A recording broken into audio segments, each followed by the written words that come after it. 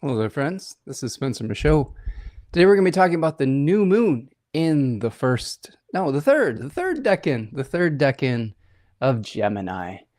Please let me know if you are here today in the comments. Let me know if everything's going well your way. Let me know if you can hear me. Sometimes I've had some technical issues going on over the last little while here, but hopefully everything is right side up today. We are going to be talking about the new moon in the first, I said it again, the third 10 degrees section of Gemini. We're going to be breaking down the host, Mercury. We're going to be talking about the mutual reception between Mercury and the moon. We are going to be talking a little bit about how the astrology is going to unfold over the next little while here.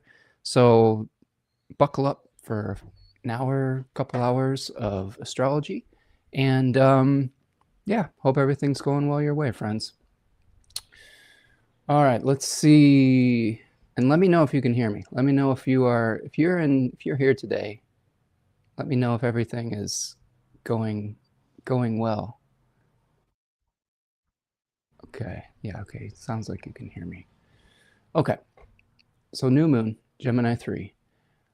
Before we dive into all of that, okay, Ani is here. Welcome, Ani. Hope everything's going well your way.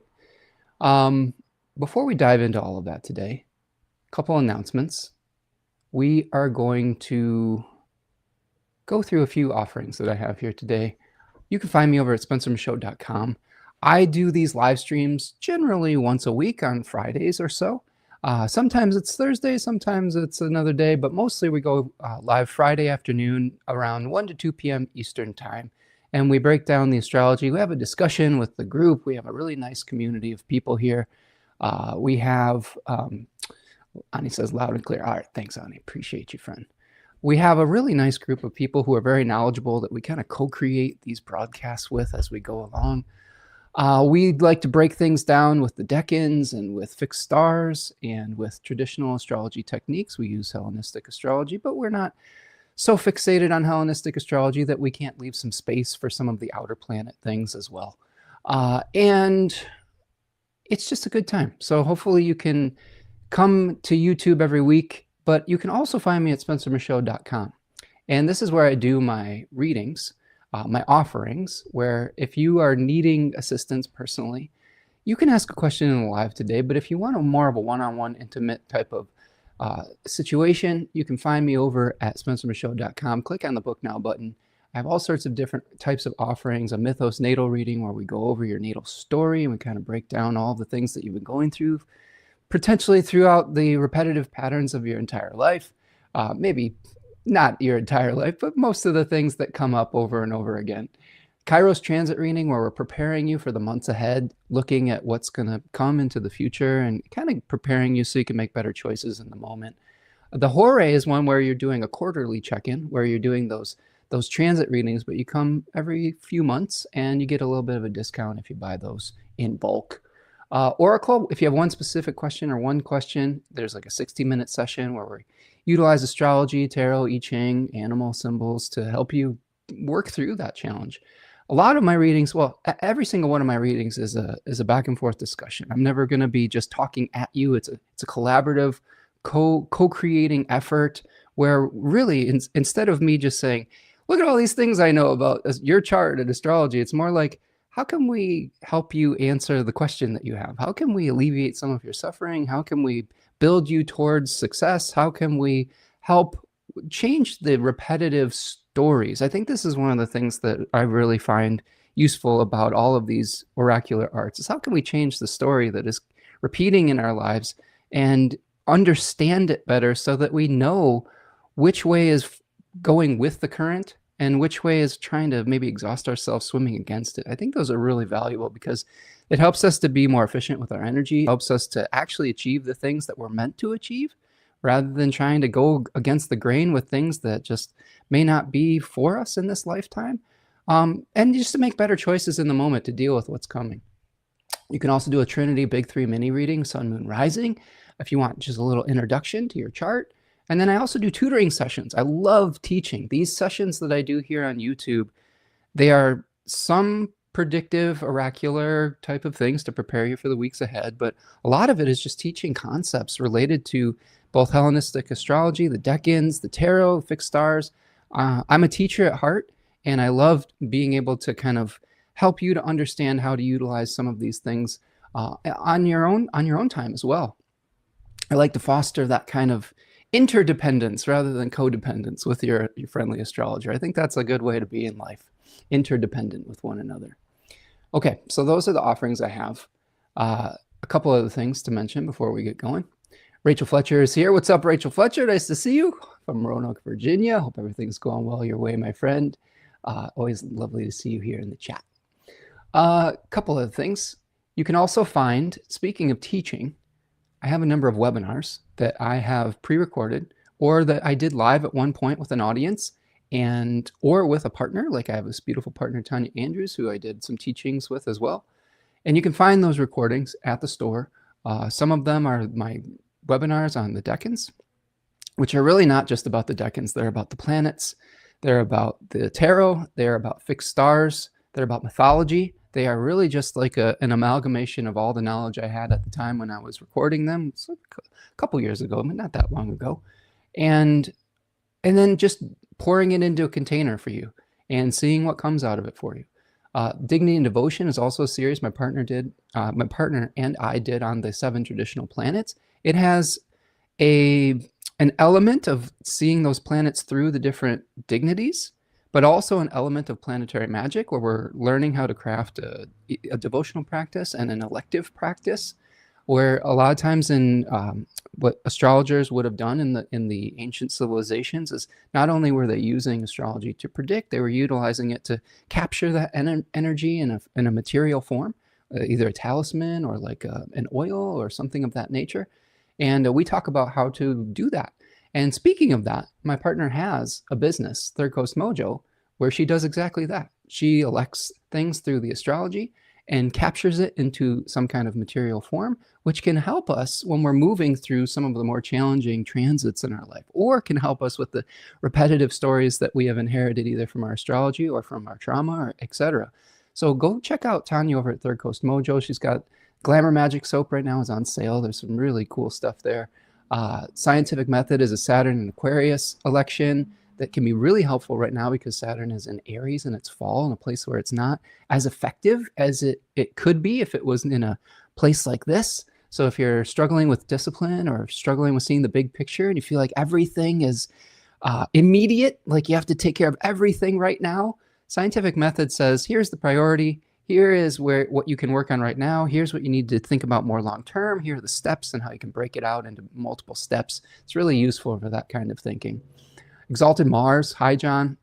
A lot of these are conjure formulas or hoodoo inspired as well. So my partner has a foundation in hoodoo and conjure, and she combines that with astrological magic and is able to make these beautiful custom oils here with like High John the Conqueror root. Like High John root is good for just toughness and like really like working through some of the twists and turns that life sends you. So Exalted Mars and Capricorn is a great kind of combination election with that.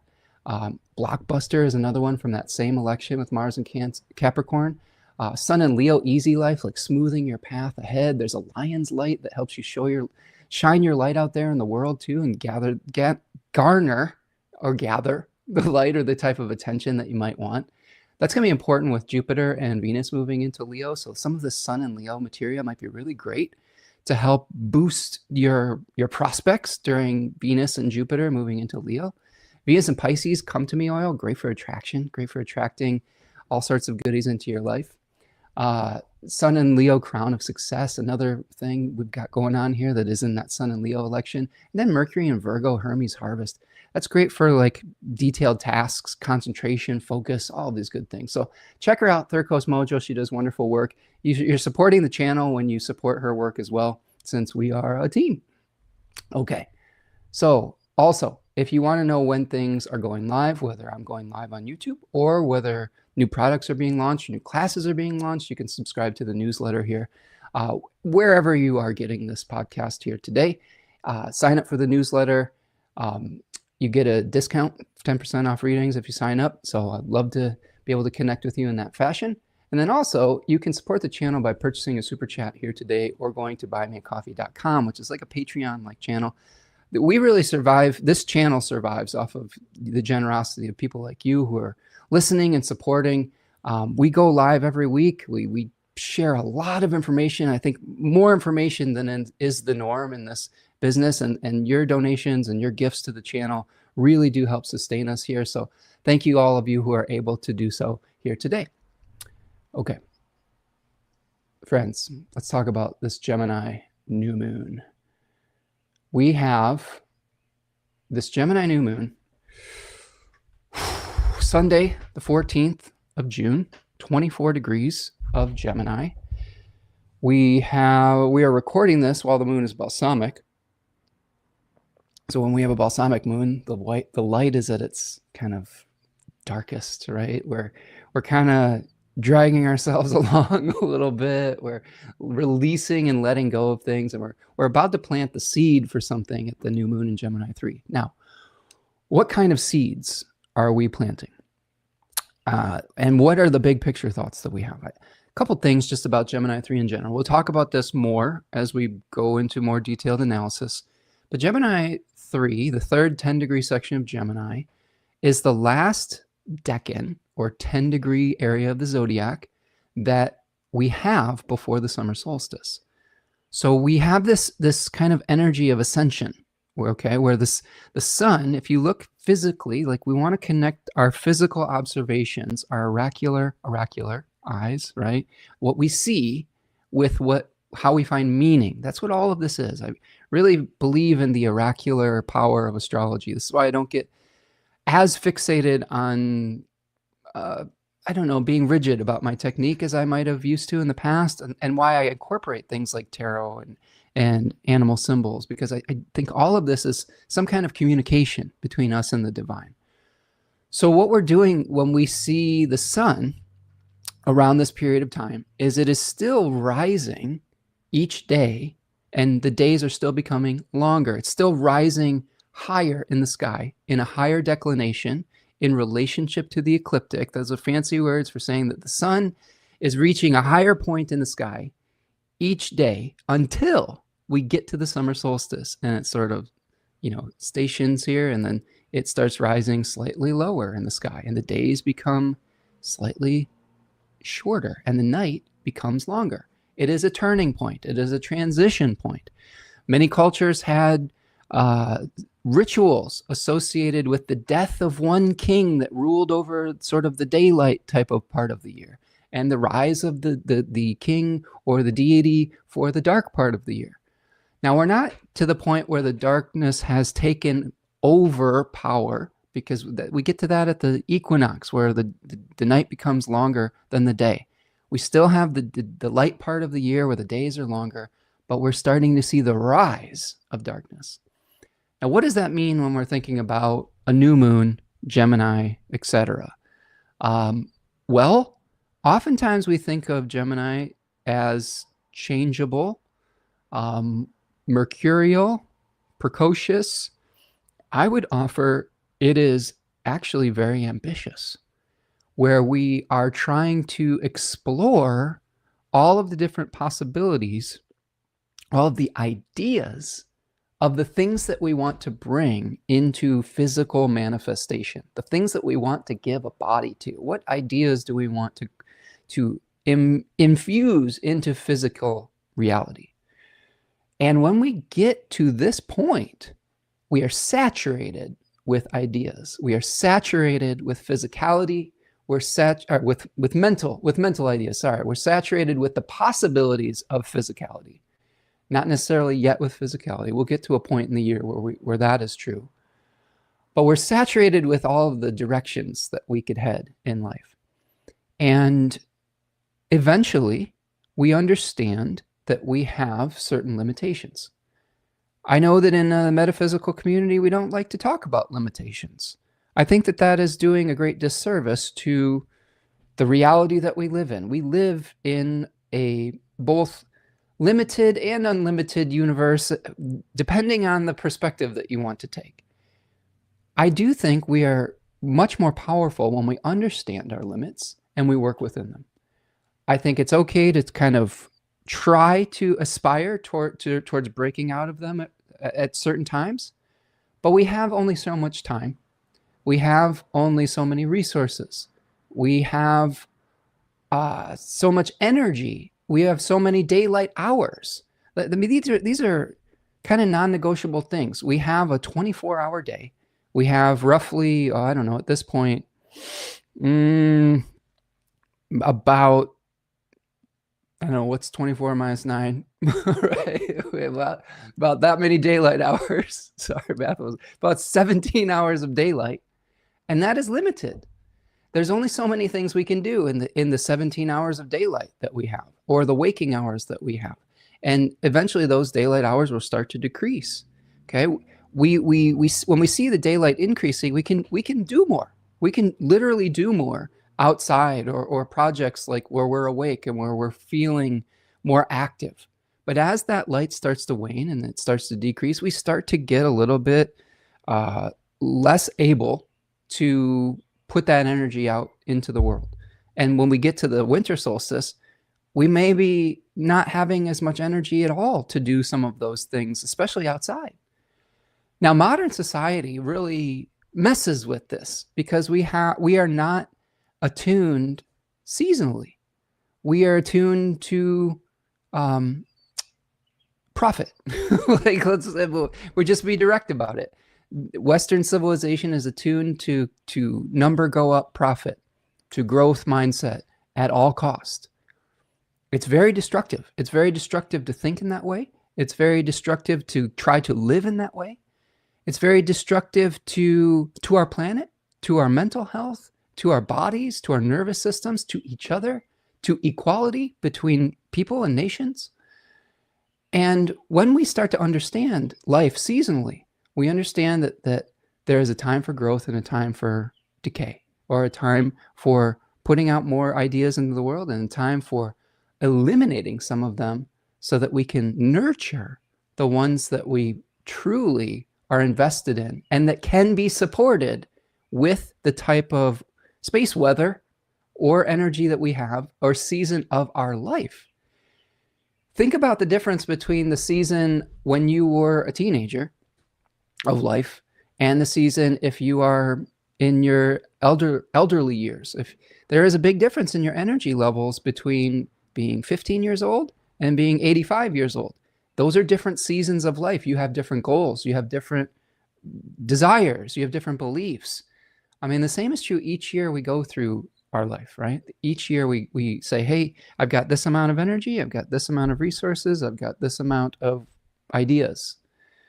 Right now, the space weather is supportive, I think, of sharing our excess, I guess, of being the generous benefactor that other people might need. I think that there is a lot of support in the sky right now for figuring out what you have to give, whether it's physical resources, whether it's time, whether it's your knowledge, whether it's your emotional support, whether it's just your presence for somebody. We have maybe Mars moving through Taurus right now, saying we might not have the material resources that we desire. We might be struggling with consistency in our routines. So we also are seeing Uranus in Gemini saying, hey, maybe we need to have some new ideas about how we communicate with one another. All of those things can contribute to what is or isn't possible. Saturn is in its fall. Saturn's saying you kind of have to make a new start and you don't really have a choice. And you're bound to that. You have to declare what your values are. You have to declare how you are going to work through releasing codependency and moving a little bit more towards independence and interdependence. We don't want to just say just independence, because that is a myth. There is never just independence, that we live in relationship to one another. But there are certain situations where we're too tightly bonded, and Saturn is saying this is the end of that too tightly bonded situation. It's time for you to make a new start. Let's see. Ani says 15. Yeah, right. Leanne is here. Says, hey, Spencer. Hey, chat. Hope everyone is well. Nice to see you, Leanne. Hope you're doing well over on the other side of the pond, so to speak. Ani says, DLS time was created for retailers, right? Yeah, right. Daylight savings time? Yes. Time is a construct on some level too, right? But we have to work within some of that construct. There are flexibilities. Don't get me wrong. You know, we're on this channel. We believe in fate. We believe in different types of fate, though. We believe in some hard fates. We believe in some fates that are created through ignorance, and we believe in some fates that are a little bit malleable, maybe through our wisdom, through our awareness, maybe through astrological magic, maybe through like just pushing, nudging fate in different directions. We believe in all of that. So sometimes we have to learn what is movable and what isn't. Now, when we get to this decan of Gemini, all of that was a philosophical exploration of where we are with our limits. When we get to this point in the year, we're saturated with ideas. We are potentially having difficulty reconciling all of those different directions. The journey through Gemini says, here's an explosion of ideas. And then we have to start to, one of the books I love, this is 36 Secrets by I-Ching. And it's sort of a build off of 36 Faces by Austin Coppock, both seminal texts when it comes to the decans and with tarot. I-Ching talks about the journey of the Gemini decans as frustration in the first decan, to anxiety in the second, and then collapse in the third. So we're frustrated because we have all these directions we could go, but we might feel a little bit paralyzed. Then we get the anxiety, the sleeplessness that comes where we're trying to choose. We're like, we could go this direction, we could go this other direction, but where we're just, feeling overwhelmed by the choices.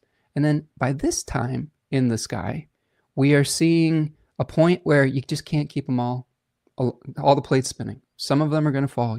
You've got too many plates. You can't keep like spinning them. All right. And eventually we have to choose and eliminate the other choices. This is spoken towards in myth quite often, where we have the story of Castor and Pollux, this Discovery, where we have one twin that is mortal, one that is immortal. The mortal twin is slain, and the other twin is the immortal twin, can't live without them or is very saddened by this and sacrifices some of his immortality so that the other can live, and they alternate days in the land of the living or on Olympus and then in Hades, the underworld. So there is an element of sacrifice to this decan. But when we do it willingly, when we do it in a way that is with joy rather than with dread, I think that can make all the difference. There's a spirit in this decan, according to the 36 heirs of the zodiac, called Praxidike. This is something that you learn from Austin Coppock in 36 Faces. And that is a spirit that is related to justice and the exactor of justice. So he calls it an executioner's sword. So we are seeing things sort of in high contrast. There's two decanic planetary rulers to this decan, the Sun and Saturn, and based on different systems of knowledge.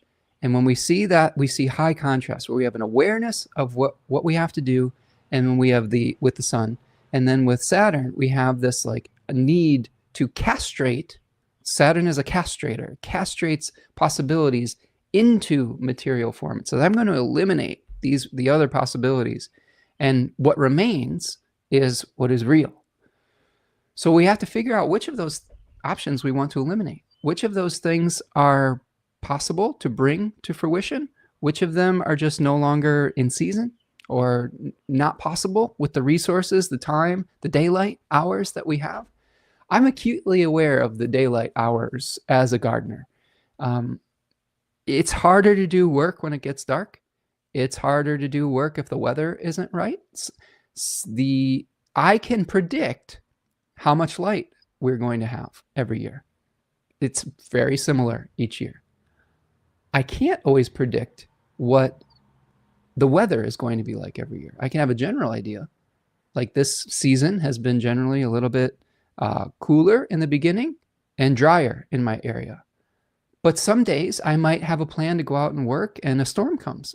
And sometimes we can predict the severity of it, sometimes we can't. The same thing is true metaphorically in our lives. We can have a general idea of what this time of year will entail for us personally based on our previous experiences, based on our rhythms that we experience in our life. Sometimes we can sort of predict a storm coming if we look at the astrology or we look at the oracular messages that we're receiving. Other times things come to us that are a little bit unexpected and we have to deal with that. So this is an important time to really start to evaluate which things in your life you are able to bring into manifestation and which ones you have to let go of. Okay? Again, not a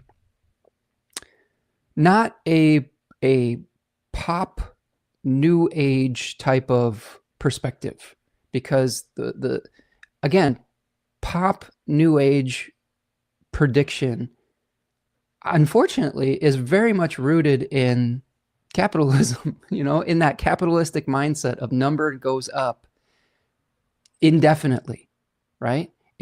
We've been trained through that new age movement to say we have endless possibilities, endless resources, endless this, endless that. We treat the earth as this endless piggy bank where we turn resources, quote unquote, life, we turn other sentient beings into materials, right? Think about that for a minute. And in the society that we live in, we think that is unlimited, that this generous mother is just going to keep giving and giving and giving without asking anything in return, which is true on some level, but it is only true if we become the stewards of it, if we take care of it, if we recognize that, hey, mother is exhausted right now, she needs to rest, right? Mother has been milked dry and she needs to recover her fertility. Like if we understood that, rather than just completely desecrating the body that feeds us, we would have a much more sustainable type of understanding. We would have more quality in the world. We would have, I think, more happiness. I really do. I really feel that. I feel like for all the abundance that we've created through this system that we are a part of, I don't know if we're really that happy. I know I'm not really happy within that system. And my happiness doesn't come from that system. It comes from other things. It comes from the appreciation of things that aren't necessarily a part of that. That doesn't mean I haven't benefited from some parts of the system. We've all benefited from some system or another, and we've all probably suffered from one system or another. So these are just ways of thinking about how do we go into this new moon understanding loss, sacrifice, willing sacrifice, but also the flip side of that is the next decan that comes after Gemini 3 is Cancer 1. And Cancer 1 is all about love. And Cancer 1 is all about what ignites the flames of love, what ignites the emotions, the emotional attachment to something, what ignites our appreciation of something enough that we're willing to protect it, that we're willing to nurture it and give it form, that we're willing to feed it, that we're willing to protect it, that we're willing to care for it. That's the flip side of this. So if you can think about the sacrifice as not just what are you giving up right now, but what are you clearing room to actually protect? This is something you learn as a gardener. When you start gardening, you overplant the garden. Everybody does it. Every single gardener does it. They're like, oh, if one tomato plant in a 4 foot square foot area, it will give me this amount of tomatoes. What if we put 7 in a 4 foot square area? And because 7 is more than 1. But what you learn is that each of those 7 plants will be less productive than the 1 plant that you put in that 4 square feet of garden space that is allowed to reach its full potential. 7 tomato plants will not reach their full feeding potential in that small of a space. So that's what we're talking about here. And sometimes as a gardener, you have to weed the garden. Even with native pollinator habitat gardening, such as my partner and I practice in our space, there are certain natives that get a little bit out of control, get a little bit lusty for space, and you have to take them out so you can make space for the other things that are already there. Same thing in our lives. There are certain projects that get lusty for our resources, for our space, and for our time.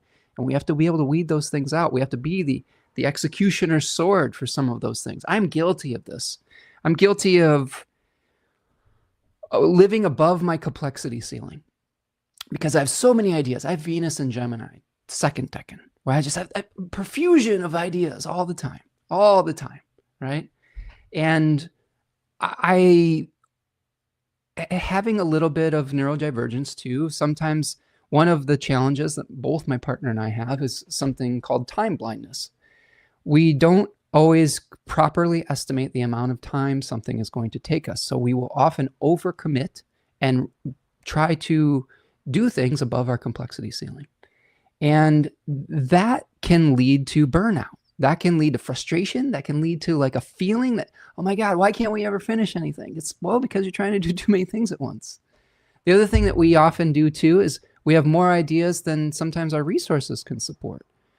We live a little bit frugally, and we have a lot of things that we would like to do. Like we would like to do more gardening things. We would like to trim some of the trash trees in our backyard. We'd like to fix some of the things that are falling apart in a 140-year-old house that we live in.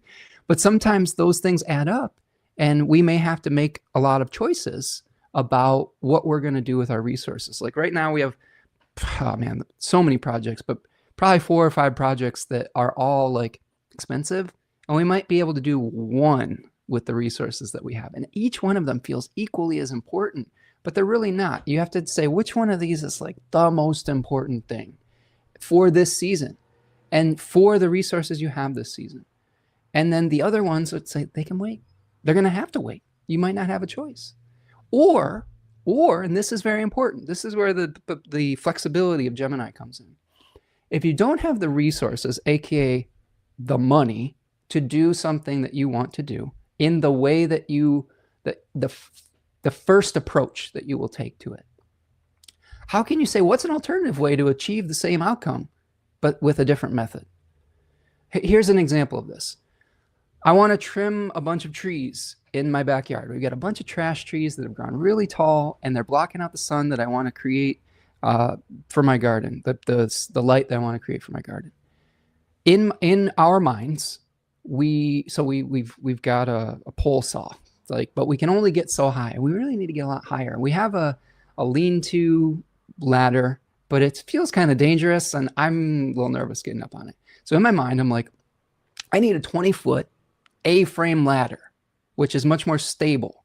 I need a helmet so I can get up there and like cut things down, and I'm safe and doing it in a way that isn't going to be like unstable.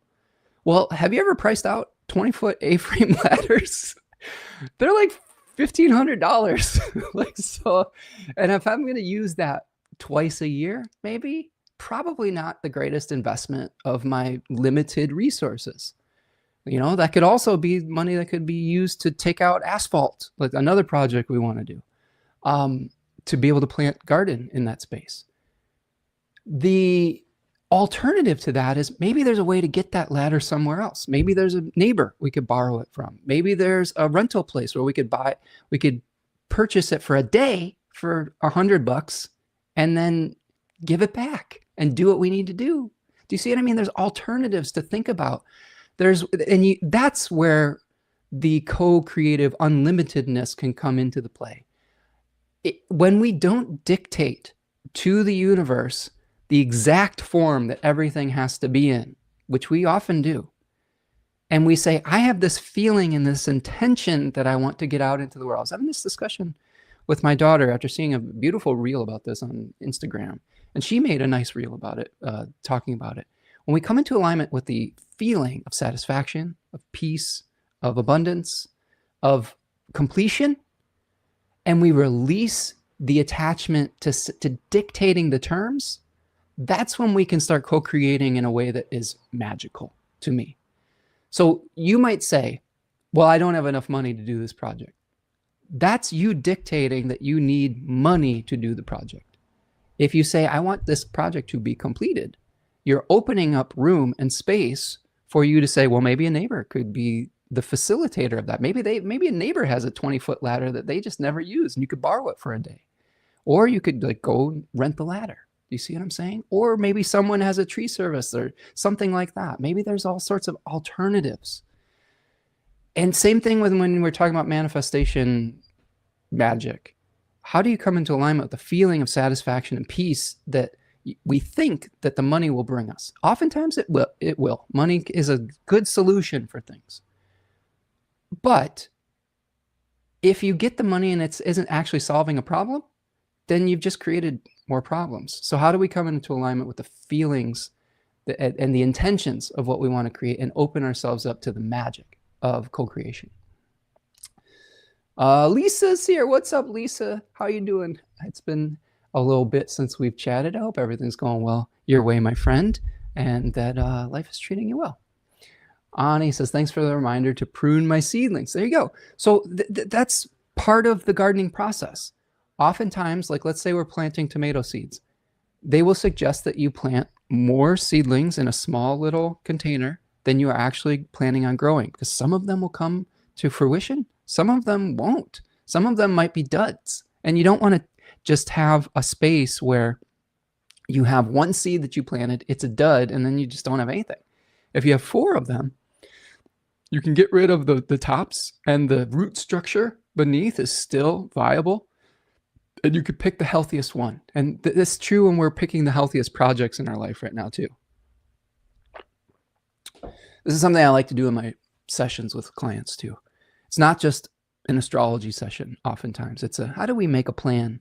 This is the Virgo part of me that comes in. How do we make a plan to get you from point A to point B?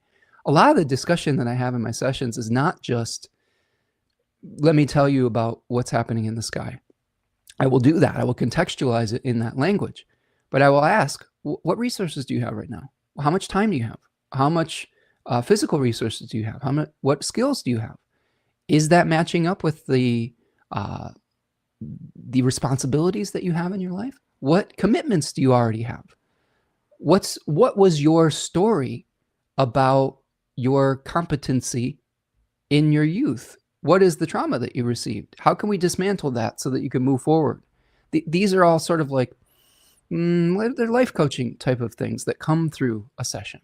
And when we have the language of astrology to interweave with that, it becomes really powerful because you can see some of the themes. Like let's say, for example, someone has Saturn in this decan. One of the lessons that they may have to learn is, how do you start to weed out projects that are too overwhelming? How do we stop spreading ourselves too thin? Okay, like that, it might be say the way that you create discipline in your life is saying, I have to choose. I can't do everything right now. That is something that when a client comes to you, they may not be making that connection, right?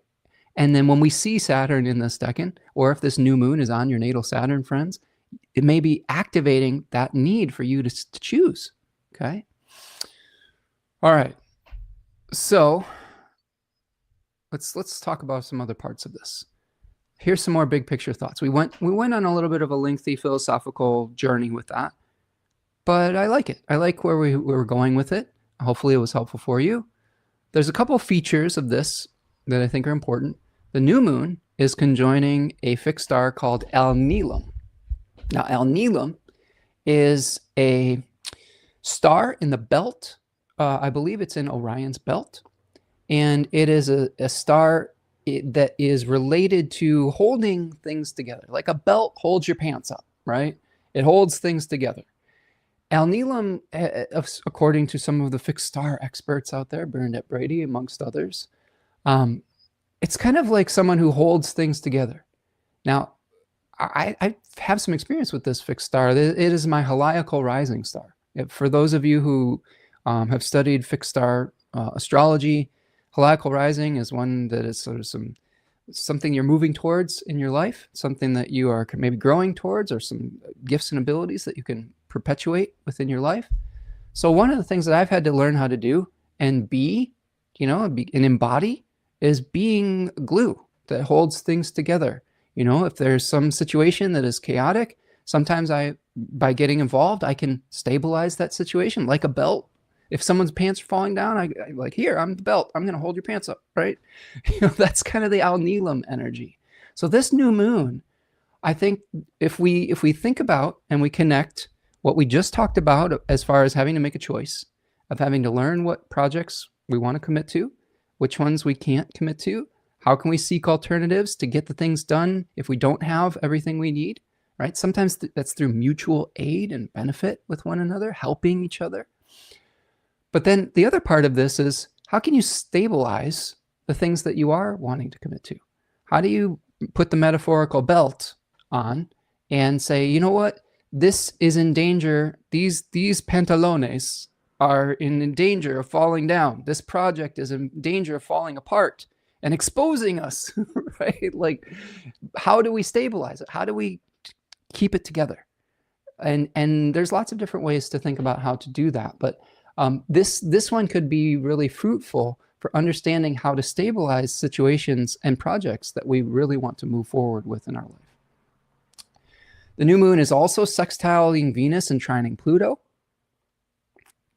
Not in a super tight aspect to either one, because it's past already, but by whole sign, it is making aspects to those planets.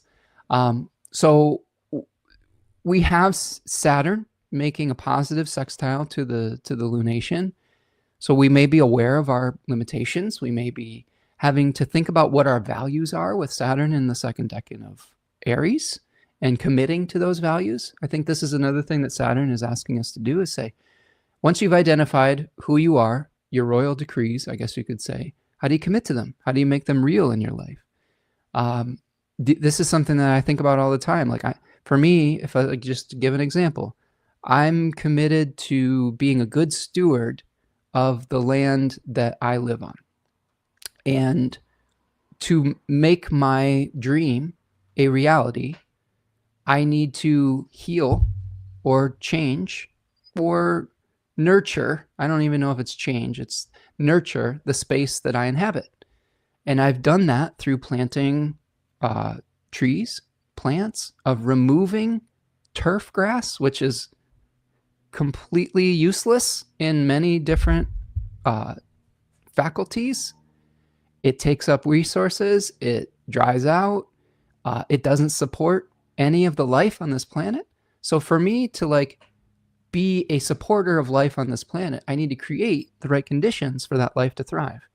We've planted a lot of milkweed. We had a number of monarch caterpillars on the milkweed this week, which was exciting.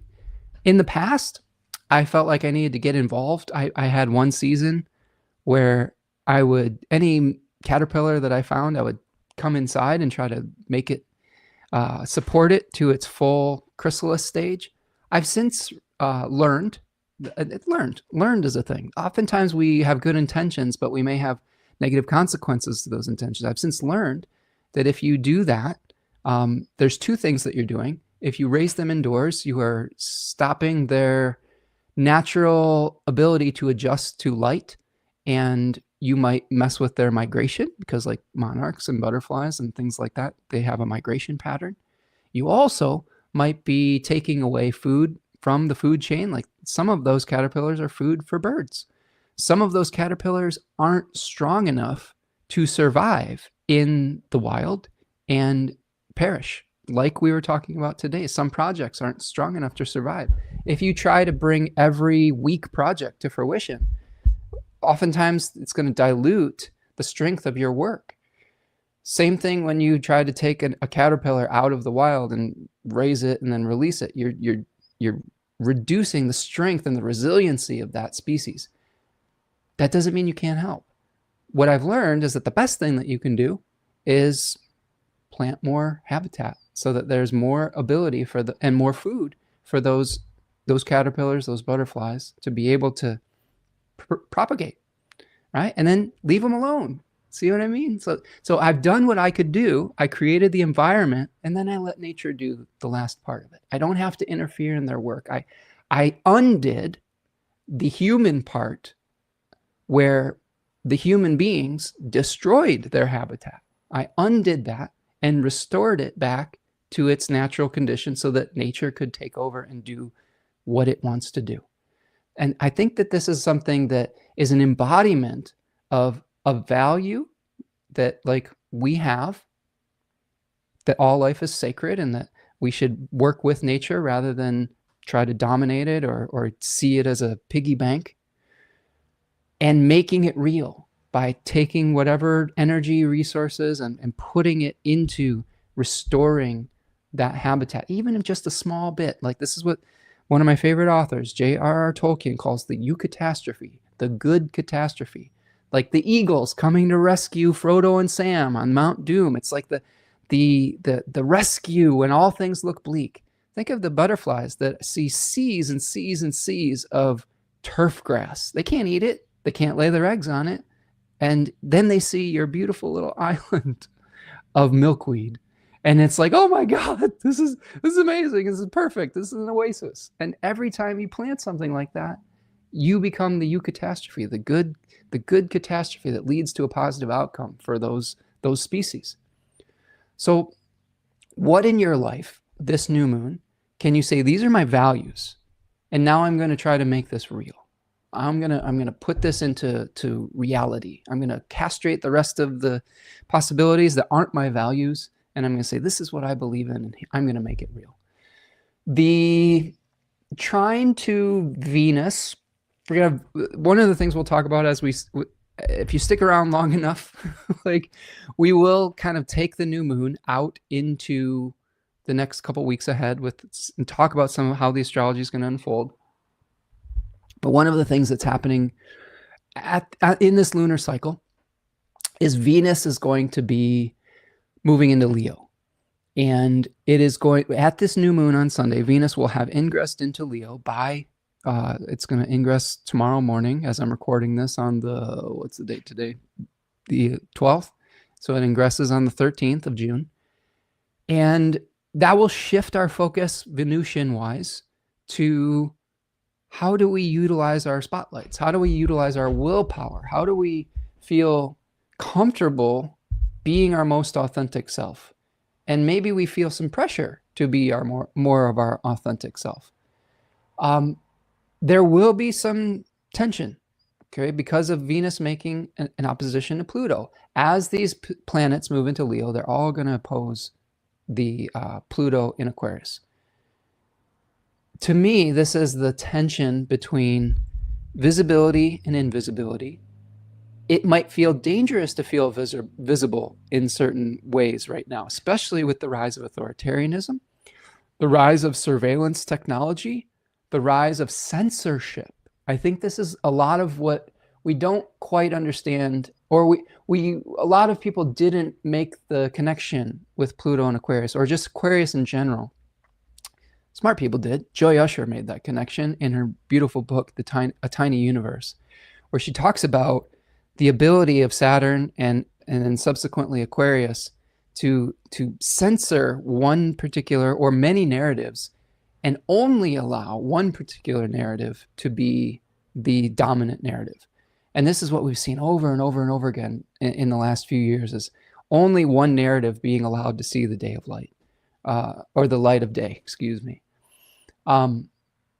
So when we are seeing these planets moving into Leo, we are starting to say, how do we maintain our individuality, okay, our diversity? Because as an individual, we are all diverse individuals.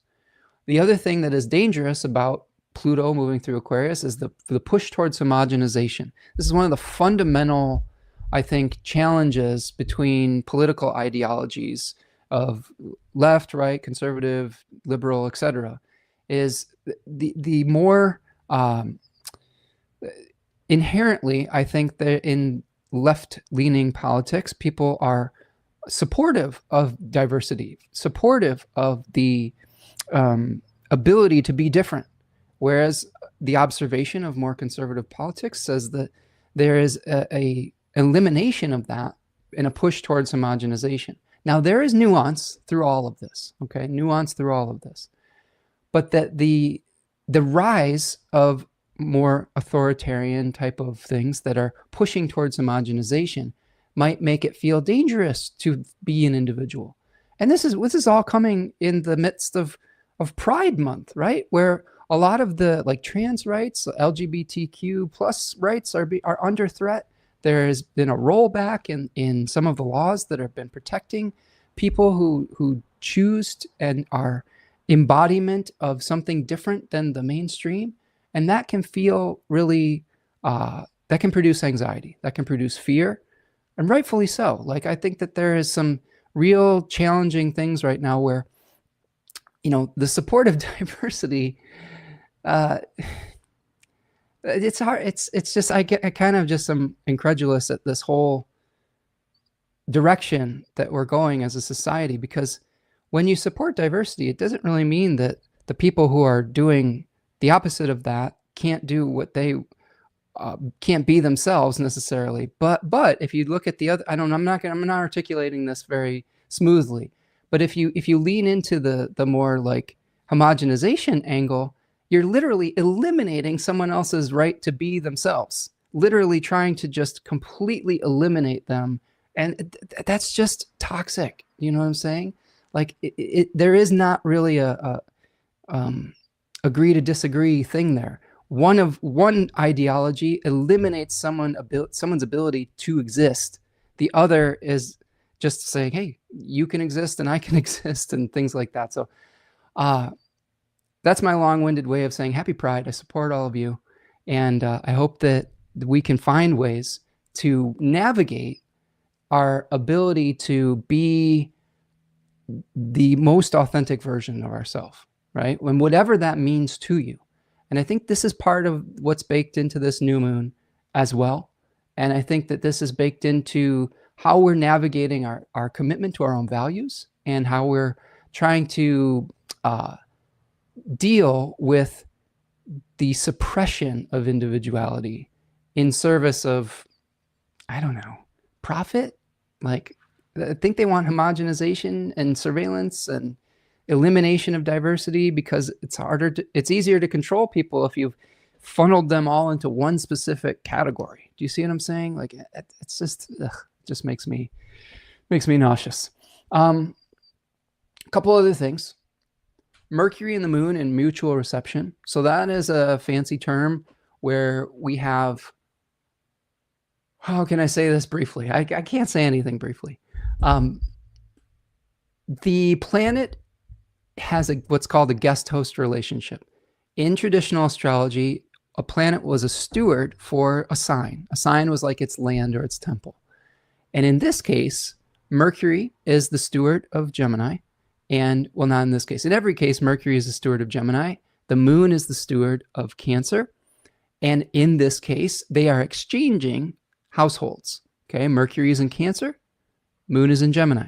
So there's this secret connection between them, this ability to help each other behind the scenes.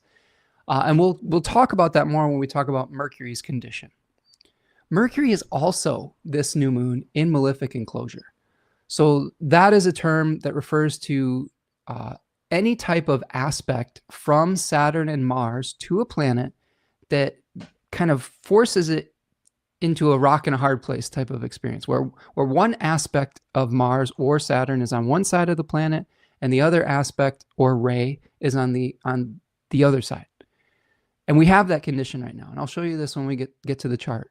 But there's pressure from a lot of different directions right now with Mercury in malefic enclosure. We feel like we are stuck. Personally, anecdotally, I have this in my own chart. I have this baked into my natal chart. My Mercury is retrograde in Cancer in the 12th house, being enclosed by both malefics in Virgo from the second. It's the second house ruler. Those are in the second house. It's the ruler of the 11th house. It probably has contributed to some of my challenges with my finances, with like some of my beliefs around, I don't know, security and abundance, maybe feeling a little bit outside of the acceptance of the group because it's the ruler of my 11th house too. I've always a little bit felt like an outsider, no matter what group I was a part of. Like, even though I was discussing this with my partner, like I, in a lot of ways, I'm very, very blessed materially and otherwise and socially. So a lot of it is because it's in the 12th house, it's more in my head, you know? And I think that with Mercury and malefic enclosure in this circumstance, it might be the ideas that we are backing ourselves into a corner with, right? It might be that we're not seeing alternatives where there could be. That's why I spent some time today talking about how do we think about things differently? How do we think about, well, instead of saying, well, I don't have money for this, how about saying, I don't have money for this, but that doesn't mean it can't get done. Maybe I can rely on friends. Maybe I can see something in a different perspective. I would say that the malefic enclosure that I've experienced has forced me to think of things differently. It's as a young person growing up with Mercury in Cancer 3, where the decan speaks towards scarcity versus surplus. I had a lot of different circumstances where I experienced both luxury and the lack of it, or the guilt for that luxury. This is another thing I was reading about today via Austin Kopic. Sometimes we experience the pain of not having something in Cancer 3. Other times we experience extreme guilt because we understand that while we have something, someone else might not. I think that I've gone through a little bit of both. The guilt part of it is really difficult for me. I think that I'm giving you an insight into my own mind around it to maybe help you understand why we might be experiencing some negative thinking around something. For me, I had one kind of wealthy set of parents or family that was very excessive with their wealth. They believed that wealth would bring them happiness. Ultimately, it absolutely did not. It destroyed their family. So there was one version of that I was seeing, like this excessive, grotesque use of it. And then there was another family that was very, very frugal. And I got shuttled back and forth between those two households since I was 2 years old. Okay. So I would get like spoiled and luxuriated upon in the excessive household. And then I'd come back to the frugal household and they'd be like, what is this? This is terrible. Like, give me that. Like, that's just, you're spoiled. You're so spoiled. It's just like can you imagine just the programming something like that installs, the button that it installs of like, oh no, like if anything good comes to me, I'm a bad kid. You know what I mean? Like, that's the narrative that like a malefic enclosure of Mercury in the 12th in the excesses of Cancer 3 can work on you, right? And there's a little bit of a different nuance to this malefic enclosure, but some of the things are similar. Because it's in Cancer, Mercury is in the second decan of Cancer in malefic enclosure here, which is about how do we protect something and nurture it to its fullest potential. And it has a lot of pressure from Saturn in Aries 2 and Mars in Taurus 3. Okay, so maybe there is circumstances that are outside of our control, like where we have to have humility in the face of nature with Mars and Taurus 3, and our commitment to our values, Saturn and Aries 2. Both of those things are sort of at odds with our ability to either communicate in a nurturing and loving way, which is the superpower of Mercury in Cancer 2, or to nurture something to its fullest potential. We might be too attached to a value that isn't manifestable. We might also just be cast about by circumstances outside of our control. Here's something that's outside of many people's control right now. The United States is at war with Iran. That is outside of many people's control. Now, that doesn't mean that people haven't had a hand in either voting for an administration that carried that out, or that their tax money is going towards that or something of that nature. But for most average Americans, they're not really in support of that. They don't want it to happen. They're not choosing that. And it's having an effect on them financially, morally, philosophically. And those are the types of things that you can't always anticipate. Now, there will be arrogant astrologers that are like, I can anticipate that. I saw war coming a mile away, blah, blah, blah. Look at me, poof, ego. And what good does that do us, right? Yes, we can predict some negativity in the collective or some positive things in the collective.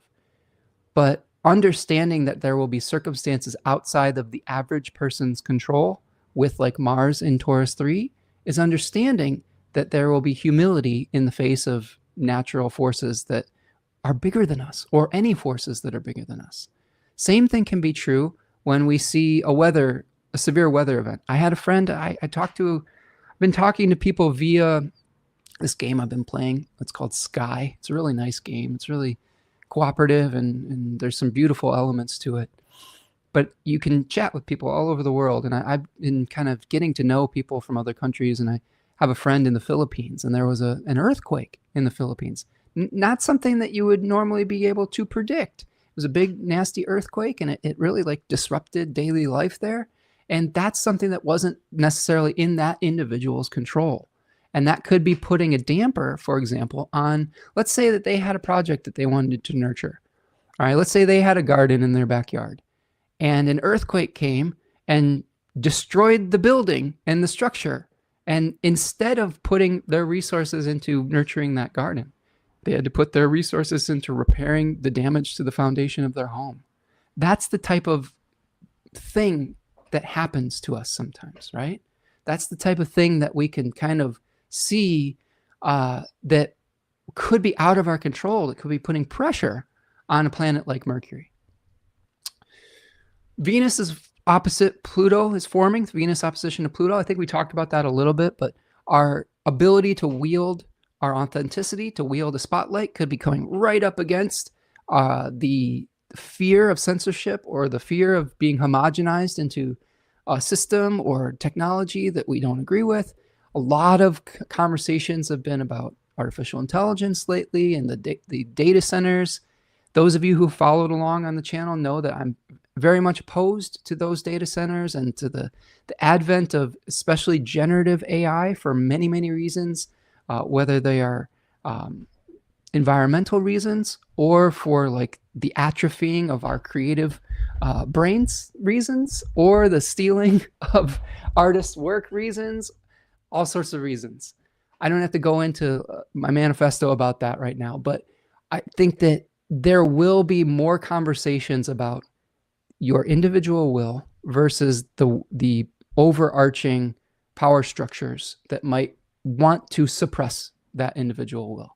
And I think that that's going to be part of the summer conversation that's going to be playing out. Uranus is at the bending of the nodes. So Uranus is squaring the north and the south node. We're at a turning point with our communication and with our technology, with how many projects we can manifest. Just piggybacking off of the AI conversation, there's been a lot of pushback on the expansion of data centers and things like that. Like communities are saying, no, we don't want these. Aaron Brockovich, I shared a reel on Instagram the other day. Aaron Brockovich started a website where you can report whether a data center is being built in your area, and you can report whether it's having negative consequences for your quality of life, for your water, for your noise, for your natural systems. There's a lot of pushback that's happening. And Uranus is at a point where we are getting to the peak of expansion, right? The north bending, the peak of increase, and this fantasy of increase, right? With it being at the bending of the Pisces north node. And we're starting to move towards the south node in Virgo. It's like, how much of this can our ecosystems actually support? There are data centers around that are like the size of like an elementary school basement, and some of those support the internet that we use today. But the ones that I'm talking about that are super abusive are the ones that are the size of Manhattan that they want to put in Utah, where it's raising the temperature at night by, anywhere between 5 and 25 degrees, and just completely destroying their water table and things like that. Those are egregious excesses, right? So I think that there is a way to figure out how we can move forward responsibly. I don't know. I don't think that it's inevitable, though. I don't think all of this is inevitable. As much as people want to tell you that it's inevitable, we still have ability to make choices about how we're going to move forward with this technology. But this is a turning point, especially with Uranus at the bending of the nodes. Okay, so those are sort of our big picture philosophical things. Let's talk more about some of the details. Before I do so, do me a huge favor, friends. Please like the video, subscribe to the channel, take a little stretch. I like to get some water, get a stretch out going. Go visit me over at spencermichaud.com and on my social medias, at Spencer Michaud on Instagram and Blue Sky and wherever you get your social media. Go visit Third Coast Mojo. She has some great stuff over there. Tanya does amazing, amazing work. Really, really puts a lot of her love and wisdom and intention into those. But I would say if you like what you hear on Spencer Michaud Astrology, you like the thoroughness and the detailed analysis, I would say Tanya puts just as much of that care and attention into her magical workings. This is why we are a team. This is why we respect each other and feel that we are, co-creating and equal partners in our relationship, is because of that commitment. So really go support her if you need help astrologically. And you can also find me on my website if you want to reach out for a reading. All of those things really do help us continue to do this work. So find me at spencermichaud.com. Find Tanya at Third Coast Mojo on Etsy. If you want to support the work I'm doing here today, you can purchase a super chat or go to buymeacoffee.com. Okay. All right, let's keep going. What do you say? Lisa says, they are trying to build a data center in my town. The governor may put a 1-year moratorium on data centers in New York. I, as well as many others, are pushing back. I am concerned, to say the least. Lisa, unfortunately, your story is not unique. That is not to say I don't commiserate with you. I absolutely do. I'm just saying that this is a real problem in a lot of communities. Mine in Michigan as well. In Southeast Michigan, within like a 20-mile radius of where I live, there's like at least 5 data centers that have been proposed or in various levels of being built. 5 in a 20-mile square radius. Like, for whatever reason, our governor has doubled down on the AI boom, which is really unfortunate because she did a lot of really good things before this, and it's feeling like we're being sold out to her corporate interests and desire to maybe raise political funds for maybe a presidential run or something like that. It's very, very frustrating. But I will say there has been pushback there. I think regardless of all of that, it is important to keep pushing back, to show up at your community meetings. We had a similar moratorium here in Ypsilanti there's a place called Willow Run where they wanted to build the data center right next to a really vulnerable community. And the utilities, this is one way that people are fighting back. The utility company, Yucca or something like that, said, we're not going to give you water like for a year. Like, we're not going to allow you to have the resources to actually run this thing. And it's a big fight between the community and the invested interest from the University of Michigan, who's very powerful in my area, Ann Arbor, Ypsilanti area. They have a lot of resources. They've partnered with OpenAI, with the Sam Altman company. I think that there might be some stuff from Anthropic coming here too. There's a huge one in Saline, which is a community that's pretty close to us too, that they've already started breaking ground on, despite people in the community not wanting it at all. So this is really this is going to be one of the big fights of our time, Lisa, as community members, as stewards of this planet. This is going to be one of the big things that we have to reckon with as a community, because there is big corporate interest in racing to be the company. That's why they don't want to regulate this. Everybody wants to be the company to profit from all of this. And they're not taking consideration into consideration the ramifications of their actions. In fact, they're trying to suppress any criticism of that. And it's up to people like us, Lisa, to keep raising that awareness and to keep pushing back, because if we just give up, we're just, who knows what could happen with that. Like, we're going to be in like the water wars, you know, just because someone wants to make a generative AI picture of like their cat dancing or something like that. You know, it's just not a good trade, you know, or even if it's not that, it's the desire for large corporate interests to be able to surveil every single part of our lives so that they can sell us products and crush dissent. So the stakes are pretty high when we talk about these things. It's not just the fucking cat dancing videos. It's not the fact that we have lost any touch with the process, so we're only attached to results, right?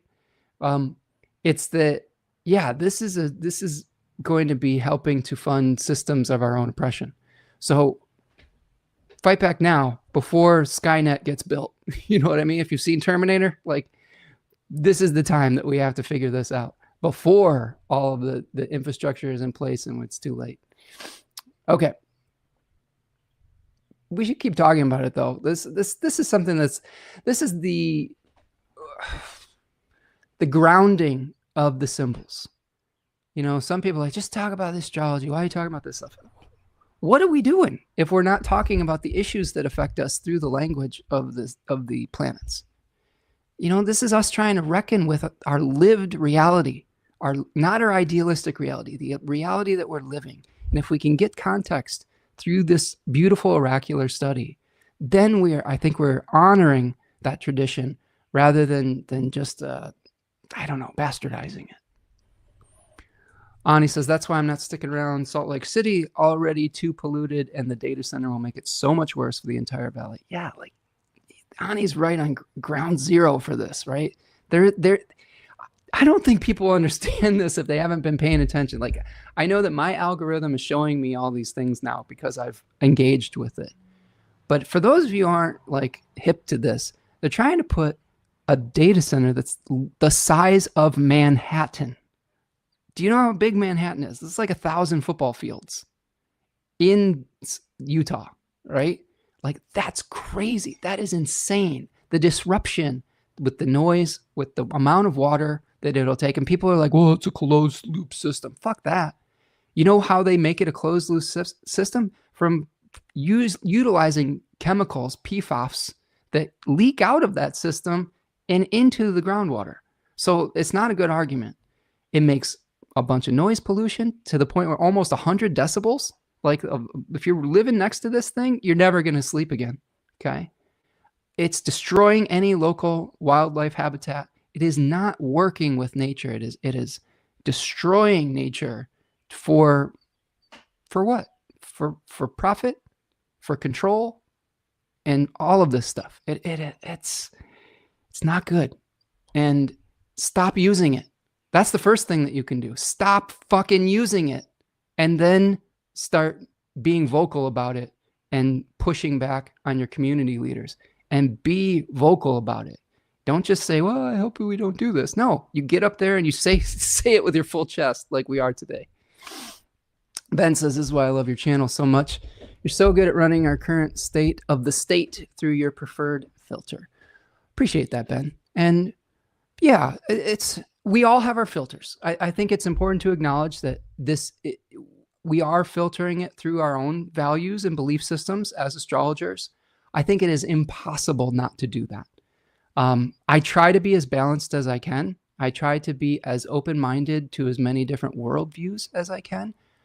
There are certain lines that I have, though, that are important to me as an individual, and having any platform, I'm going to speak up about it. Like, to me, this is the hill that I'm willing to defend, or to die on, I guess you could say. I hope I don't die on it, but I hope that the protection of this beautiful planet is my line.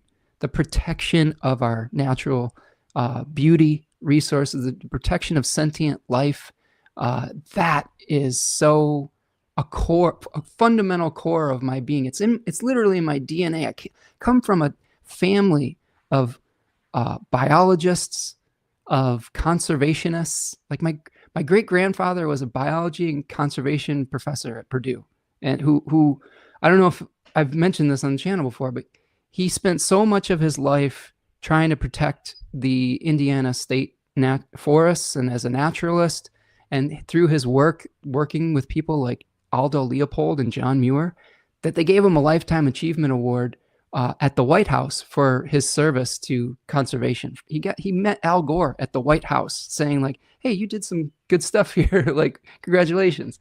So it's just ingrained in me, right? It's in my blood. So I have to keep speaking up about it. But thank you, Ben. And yes, I try to contextualize it into what we are living. And this is the thing too.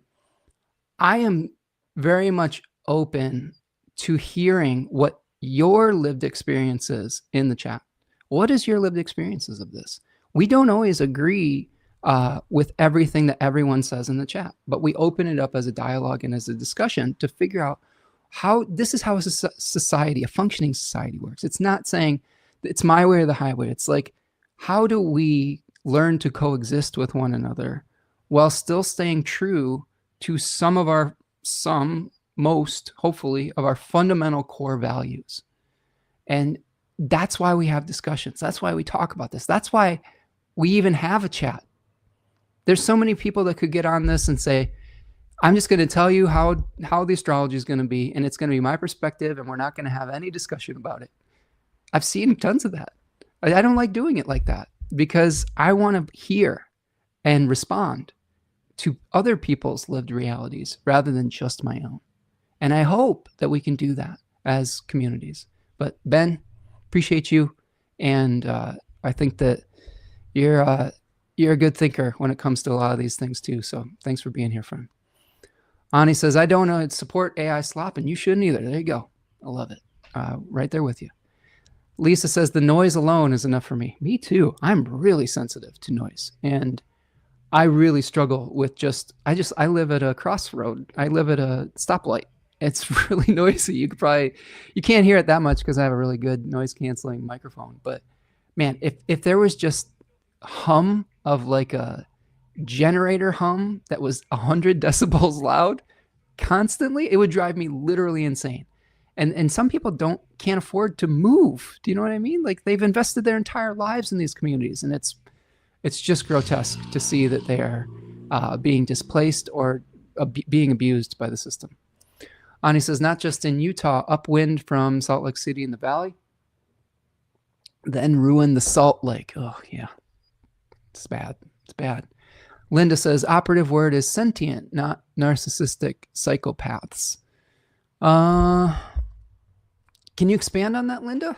Like, I'm a little bit behind in the chat, so maybe give me some more context for that. But yes, sentience is important, and we don't want to support narcissistic psychopaths, whether it's a part of us or we see it in leadership or whatnot. I agree. Ani says, get ready to live in an N95 mask like fire season, but 24/7 and more toxic. That is one possible outcome that we've learned from science fiction and from the way things are going on some level. I don't think it has to be that way. I think that the flip side of us calling out the dangers of, I don't know, not considering holistic consequences of our actions is that we also get to decide how we can visualize a better future, a different reality than that. I think it's equally important to put as much mental energy into that. Once you've seen what you don't want, how do we put energy into what we do want? what I want to see is native pollinator habitat. I want to see forests protected. I want to drink clean water. I want to breathe clean air. I want equality for people on this earth. I want economic equality. I want social equality. I want all of those things. And how do we start visualizing those and making louder the stories when that is happening, just as loud as when we have the opposite of it? So if you're sharing these things on your socials, give equal time, I think, to the calling out of the bullshit and the visualization of what you do want to create. I think that's really part of a key. That's a key turnaround, because if you're constantly marinating in the negativity, it's exhausting. And then our nervous system burns out. And then we're like, what are we actually fighting for? So how do we balance that out? That's our Gemini message here. Ani says, when we die, we will die on this hill if we don't defend it. Doesn't leave a lot of options. Resist or leave. I'm leaving. Good luck to those who are stuck. Not my fight. I mean, Ani, maybe that's another, I don't know, like maybe that's another reason to stay. Maybe it's a reason because you are a fighter to stay in that community and be the change that you want to see there. Maybe you are the defender of the people that don't have the type of articulateness that you have, or the will to fight for those things. I could see it both ways. I could also understand not just wanting to get out of Dodge too. But I will say this. I had fantasies, friends, in my mid 30s of going off the grid, buying a little 5-acre farm, and getting away from all the corruption of the city and all the noise and all the BS and just not being part of the system. I got really close. We put an offer in on a 5-acre farm in a little community south of us. And what we found was a report in the house. We got the keys before, like 2 weeks before it was finalized, because there was a bunch of garbage in the house that we were like, we'll clean it out. We want to move in here. And we found a bunch of documents of like a failed water report where in the late 90s, someone had dumped 2,500 gallons of VOC, like paint thinner, in like 55-gallon drums a few properties away. And it was completely going into the water table. And one person that lived in the house previously died of cancer. The other was having the property sold by their children because they had dementia. And we looked at that and we're like, can't do it. We got to back out of this. Like this, it was never cleaned up. We did our research too. It was a Superfund site. And the Superfund is supposed to clean up those things. They ran out of money before they got to that place. And they only found out about it because like later on, these chemicals were dumped in the late 70s. And they only found out about it in the early aughts, late 2000s, because AT&T was trying to dig new telecommunication lines, and their workers were passing out. Their workers were passing out. So, long story short, sometimes we think that we can just run away from the problems, and we are so interconnected that wherever you go, there you are. And those issues will still be there. And I've had to learn that my place is here. There was a lot of reasons that I didn't understand at the moment of why I was here. And now I do. And I think that is something that's really important to think about as we move forward. Now, that doesn't mean that everyone has to stay in the situation that they're unhappy in. I think that sometimes we can be happy making a new start and being rebirthed in a lot of ways. But if you think that you're going to escape some of these challenges, I think that what we've learned from Lisa and Ani and everyone else today is that this is happening all over, and you're not going to be able to escape it. That we have to face it head on. Okay. Definitely not ED. Not defending UT politics are more corrupt than the Southeast. Yeah, could see that.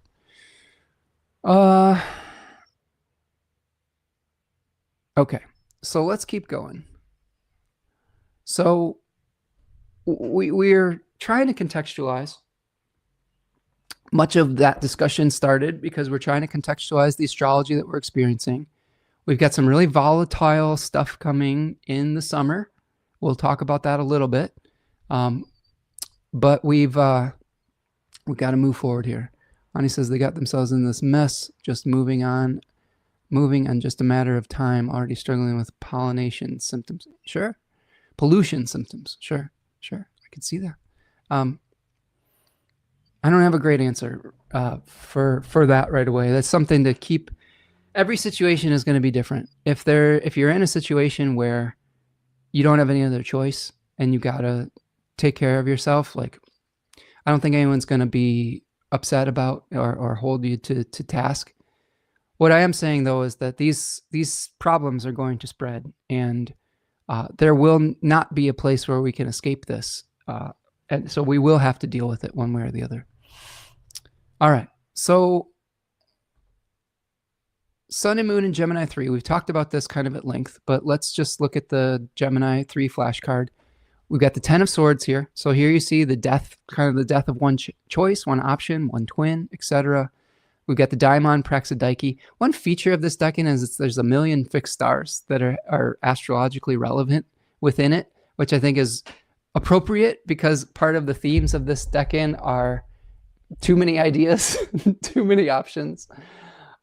So I think we've analyzed this enough, so let's keep going. Yeah, Ani says, true. I love that saying, wherever you go, there you are. I have found that to be the case because I can't escape myself. Wherever I've gone, there I've been. And as someone who thought that he could escape himself by moving somewhere quieter, more peaceful, with different neighbors or whatever,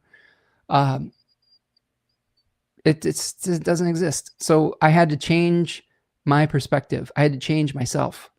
And instead of being someone who was just irritated by every sound, every inconvenience around me, I've had to learn to start reaching out to my neighbors and becoming the peacemaker, becoming the connector, becoming the steward of this land, rather than feeling like, oh, I have to leave this place or whatever. And that's made a huge difference. And I really feel, it's not perfect, but I feel much more comfortable because I've contributed to the environment in a positive way. And I've contributed to the social fabric of my little block, like I've been a peacemaker with neighbors. I've helped some of my neighbors with some problems and they've helped me. And we've gotten to know each other and we've built trust and mutual respect so that if there is a problem, we can fix it together rather than get into conflicts. Ani says, I like my own company better sometimes somewhere else, to be fair, though. I mean, some of this is 12th houseness. I'm a 12th houser, and if you have any 12th house placements, this can be a vibe, right? But again, we'll just fall on the wherever you go, there you are. Like we can't escape ourselves. We can't escape our own belief systems, and I think that that's a positive thing to learn in life, and it'll make our lives a lot easier. All right, so let's move on to the host in Cancer 2. So we have Mercury in Cancer 2. Here you see the 3 of Cups, which is a tarot card that is associated with this decan. And when we're looking at the sun and the moon and a new moon, we have one planet that's hosting both of them. So the sun in Gemini 3 is shining a big spotlight on that which we need to make a choice about, what we can choose to bring into fruition or manifestation, and that which we have to let go of. Okay. The moon isn't super comfortable in this decan. It's a sensitive place, and the black or whiteness of it, the contrast, the high contrast, the all or nothing ultimatum space is not necessarily very comfortable for a lunar body. Lunar energy likes to collect and just kind of says, hey, let's all figure this out together type of thing, right? That's the Cancerian way, through kindness. And The sharpness of this decan is a little bit of a weird fit. But Mercury is trying to provide the resources. And Mercury is in the space that says, it's time to ask questions about how do we protect and nurture that which we have chosen into its fullest form. Now, we talked about this at length in the beginning of the show too, where Mercury is in malefic enclosure. So normally, if it wasn't, we would be having maybe some easier conversations about how to nurture the project that we have chosen into its fullest form. But since it's in malefic enclosure, we've got pressure. Like we outline that pressure as circumstances outside of our control, Mars and Taurus 3, and a need to commit to our values, Saturn and Aries 2, or be bound to being maybe more independent than we have been in the past, or more interdependent, right? Rather than codependent. We're being forced to make a new start. We're being forced to stand on our own 2 feet. And that can lead to some choices that Mercury in Cancer 2 might not normally make. If I'm being fully honest and transparent, like, and just kind of working it out through my own lens, if you'll forgive me for that, the overcoming square from Saturn and Aries says you kind of have to look out for yourself a little bit more than you have in the past. The square to my natal sun in Cancer 2 with this decan, and subsequently, like, maybe will help you understand Mercury. Normally, my own well-being is not necessarily my first thought. Sometimes it's nurturing the people around me and giving and being generous and things of that nature. And that doesn't mean we have to stop being that. But there is a part of me in my life right now that's like, man, I really do need to, like, take care of my own affairs. I need to figure out some solutions practically and materially to what I do. And I don't necessarily, I can't keep falling on every single sword for everyone else 24/7. And that's uncomfortable as someone who likes nurturing and taking care of other people. This also could be seen in the fact that I have an early 20s adult that is going off on their own and starting to live their own life.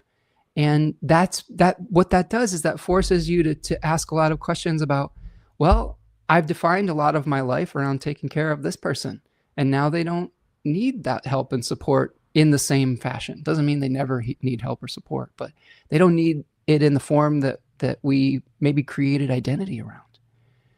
And as a parent, as a dad, as a Cancer dad, like, right, that is something that's like, oh man, I've just spent 2 decades of my life defining myself and my role around being a parent to this person. And now it's a little bit awkward to be like, now what do I do? Who can I take care of? That's like what my brain is doing. Like, who can I nurture? And really, the answer is me. Like, the answer is I got to take care of myself and my partner and my community and all of you. But, like, it starts with taking care of myself so that I have the energy, the resources, the time to give to others.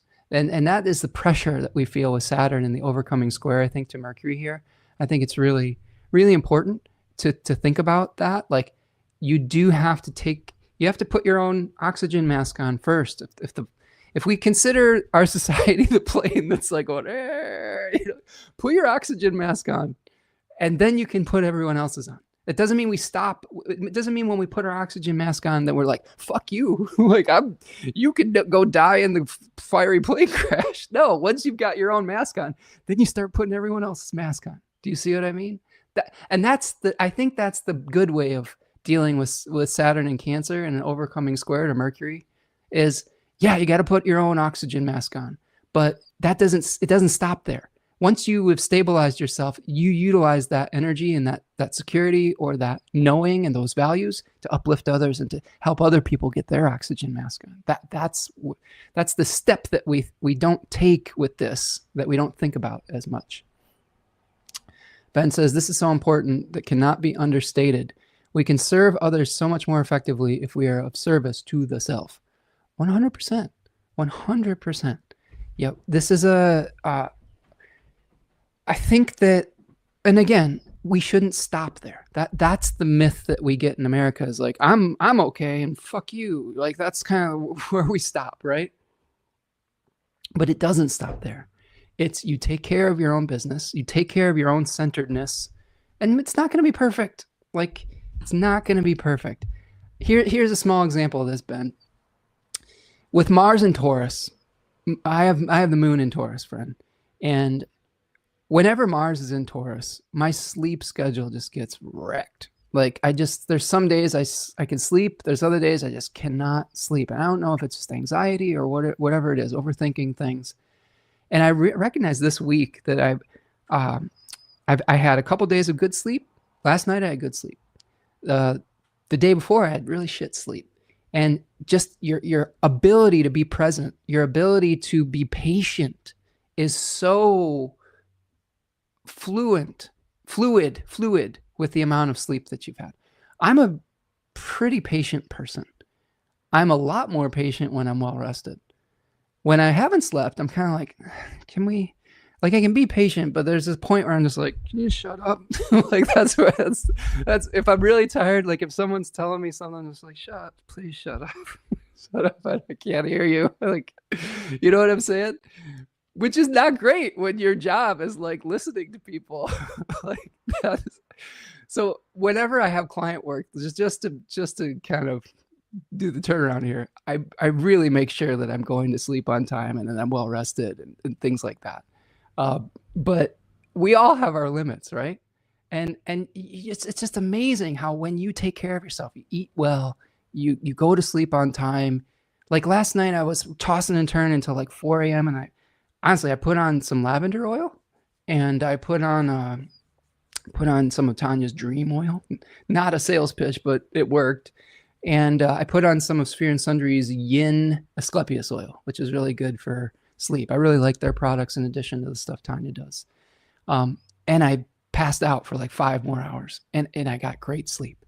So there are ways to that is me practicing self-care in the moment so that I can be present for people in the community like I am today, instead of being like, oh, let me. Sometimes it's hard doing this work when you're navigating really difficult topics and you're trying to hear people's perspectives from multiple perspectives and things like that. So taking care of your body, taking care of yourself will help you to be in service and better service to others as well. Okay. That mutual reception is interesting to me, though, because there's a secret line of communication between Mercury and the moon. The ability to make choices is being helped by our ability to communicate things in an emotional way that resonates. That's something that Mercury in Cancer 2 is very good at. Communicating, and the power of the words, not to just spark an intellectual response, but to spark an emotional response. That's a superpower of Mercury in Cancer. And this was a superpower that I know that I personally do possess and I'm especially as a musician. I have to be real careful, and for better or for worse. And I don't mean this just to be like, I can make you feel great. I can make you feel like shit too. I have witnessed the cloud. I call it the Cancerian cloud. And Ben, maybe you can confirm this as a fellow Cancer as well. Like when we come into the room, we have, as a cardinal sign, we have the ability to change the emotional energy of the room. And this can be a great power if we are feeling good. If we're feeling like, hey, everybody, how are you? I love you. You're amazing. We can make everyone feel the love. We can also, if we're feeling bad, I mean, if we're coming in the room like this, and we're just like, fuck, I'm just so fucking annoyed today. Everyone's going to feel it. We are just radiating like either rage, depression, discontent, sadness, disapproval. We're just radiating it. Our body language is loud. Okay. So I think that this is another opportunity to tune into, how are you communicating with others? Are you radiating your discontent? Are you adding to the emotional tenor of the room because you yourself are not centered, or because you've spent time on yourself, because you've taken care of your physical needs, your sleep, your food, your need to get a hug every once in a while, or your ability to calm the mind and lower the volume of the chatter that we have. The song I picked for this week was Ray LaMontagne. It's called Beg, Steal, or Borrow. Go check it out if you didn't this week. But it's your hometown's bringing you down. Are you drowning in the small talk and the chatter? And I chose that because Ray LaMontagne is a Gemini 3 sun. He's drowning in the small talk and the chatter in his own mind.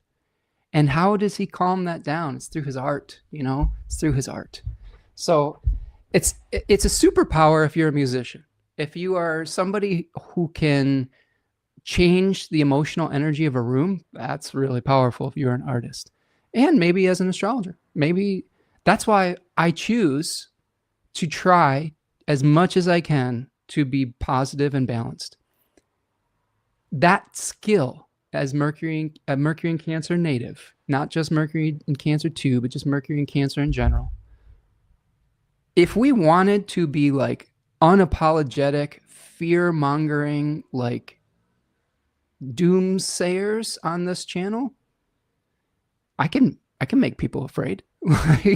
But why would I want to put that into the world all the time? Yes, we have to call truth to like the challenging things in our community, but we have to have the turnaround. You have to be responsible with that power. This is a good message for all of us at this new moon to be responsible with our communication, the emotionality of our communication, because the emotions that we are feeling are going to get communicated whether they're words or not.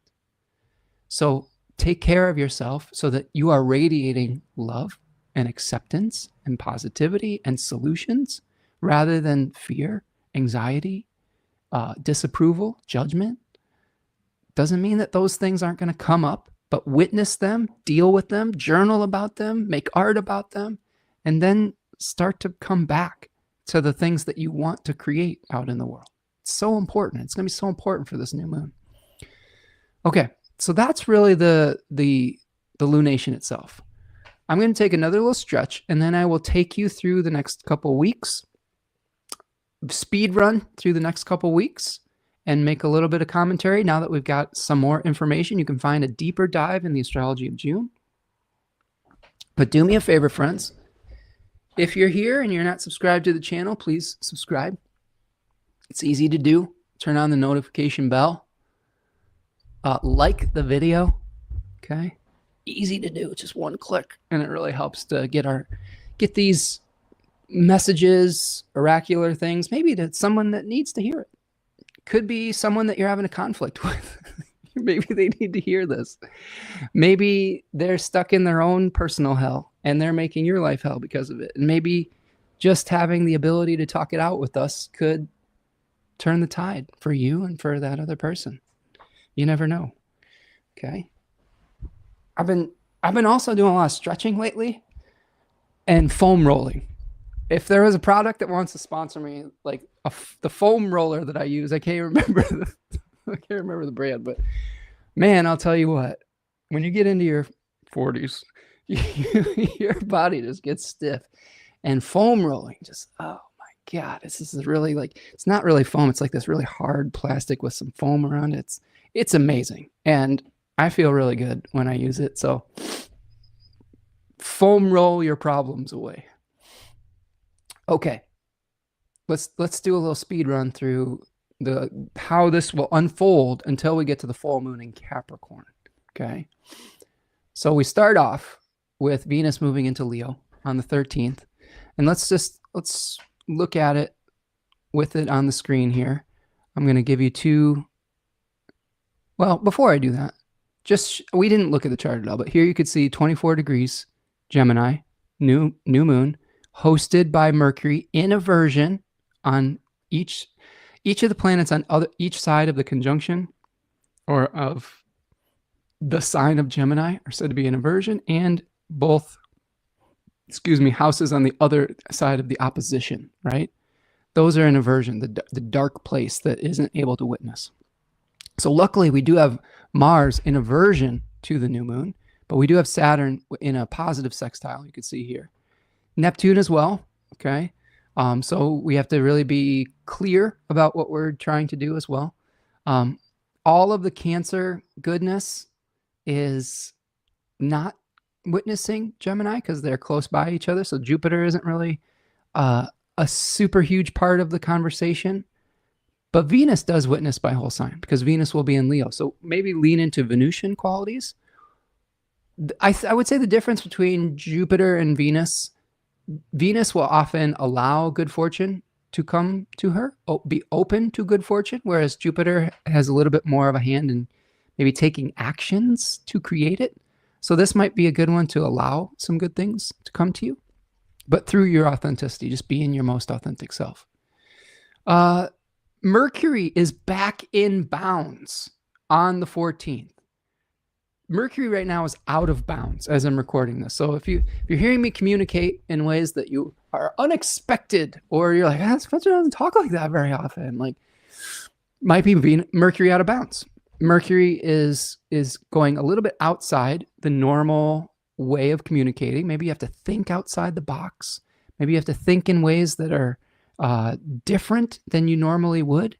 Maybe you're having ideas that could help move you forward. But Mercury is going to be back in bounds. And so communications might be a little bit more of the norm, I guess you could say, at the new moon. On the 15th, Venus is going to sextile Uranus and trine Neptune.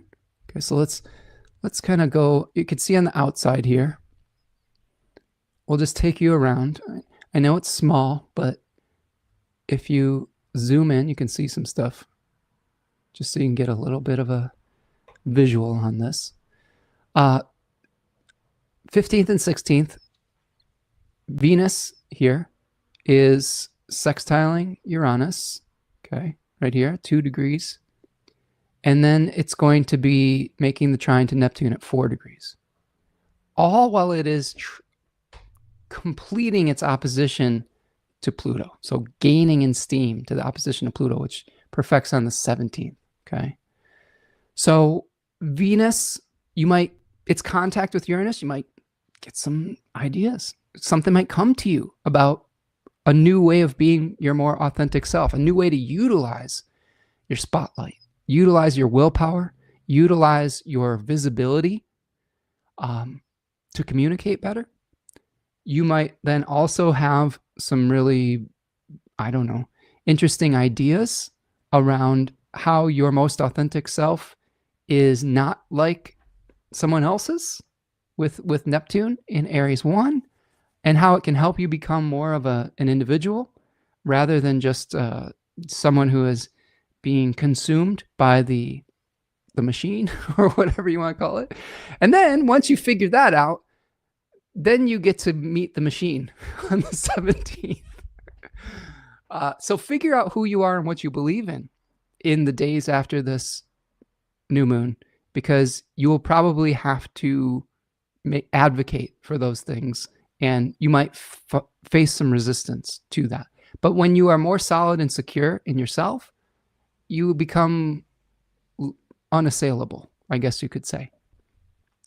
The first aspect of this lunation is on the 16th as well here, a day before the Venus-Pluto opposition. And then the moon is going to square Saturn.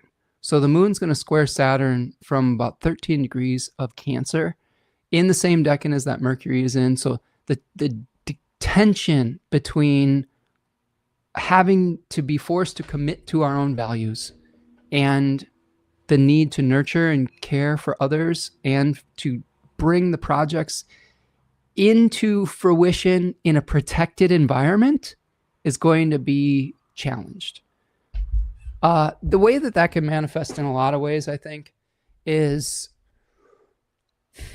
you want to protect something that you're working on, but you feel like, I got to get this out there. And you might be feeling a little vulnerable putting something out before you feel like it's ready. And you might have to put it out before it's perfect or before it's fully formed because of circumstances.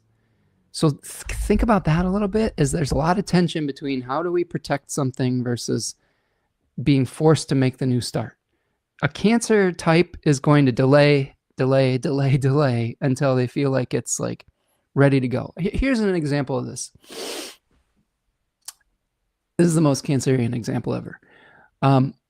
We had a family of robins that decided to make a nest on our porch light. And we didn't want them to do that because it's messy and disruptive. And we took the nest down a couple times, but they kept doing it. They're like, nope, this is where we want it to be. And Tanya made this.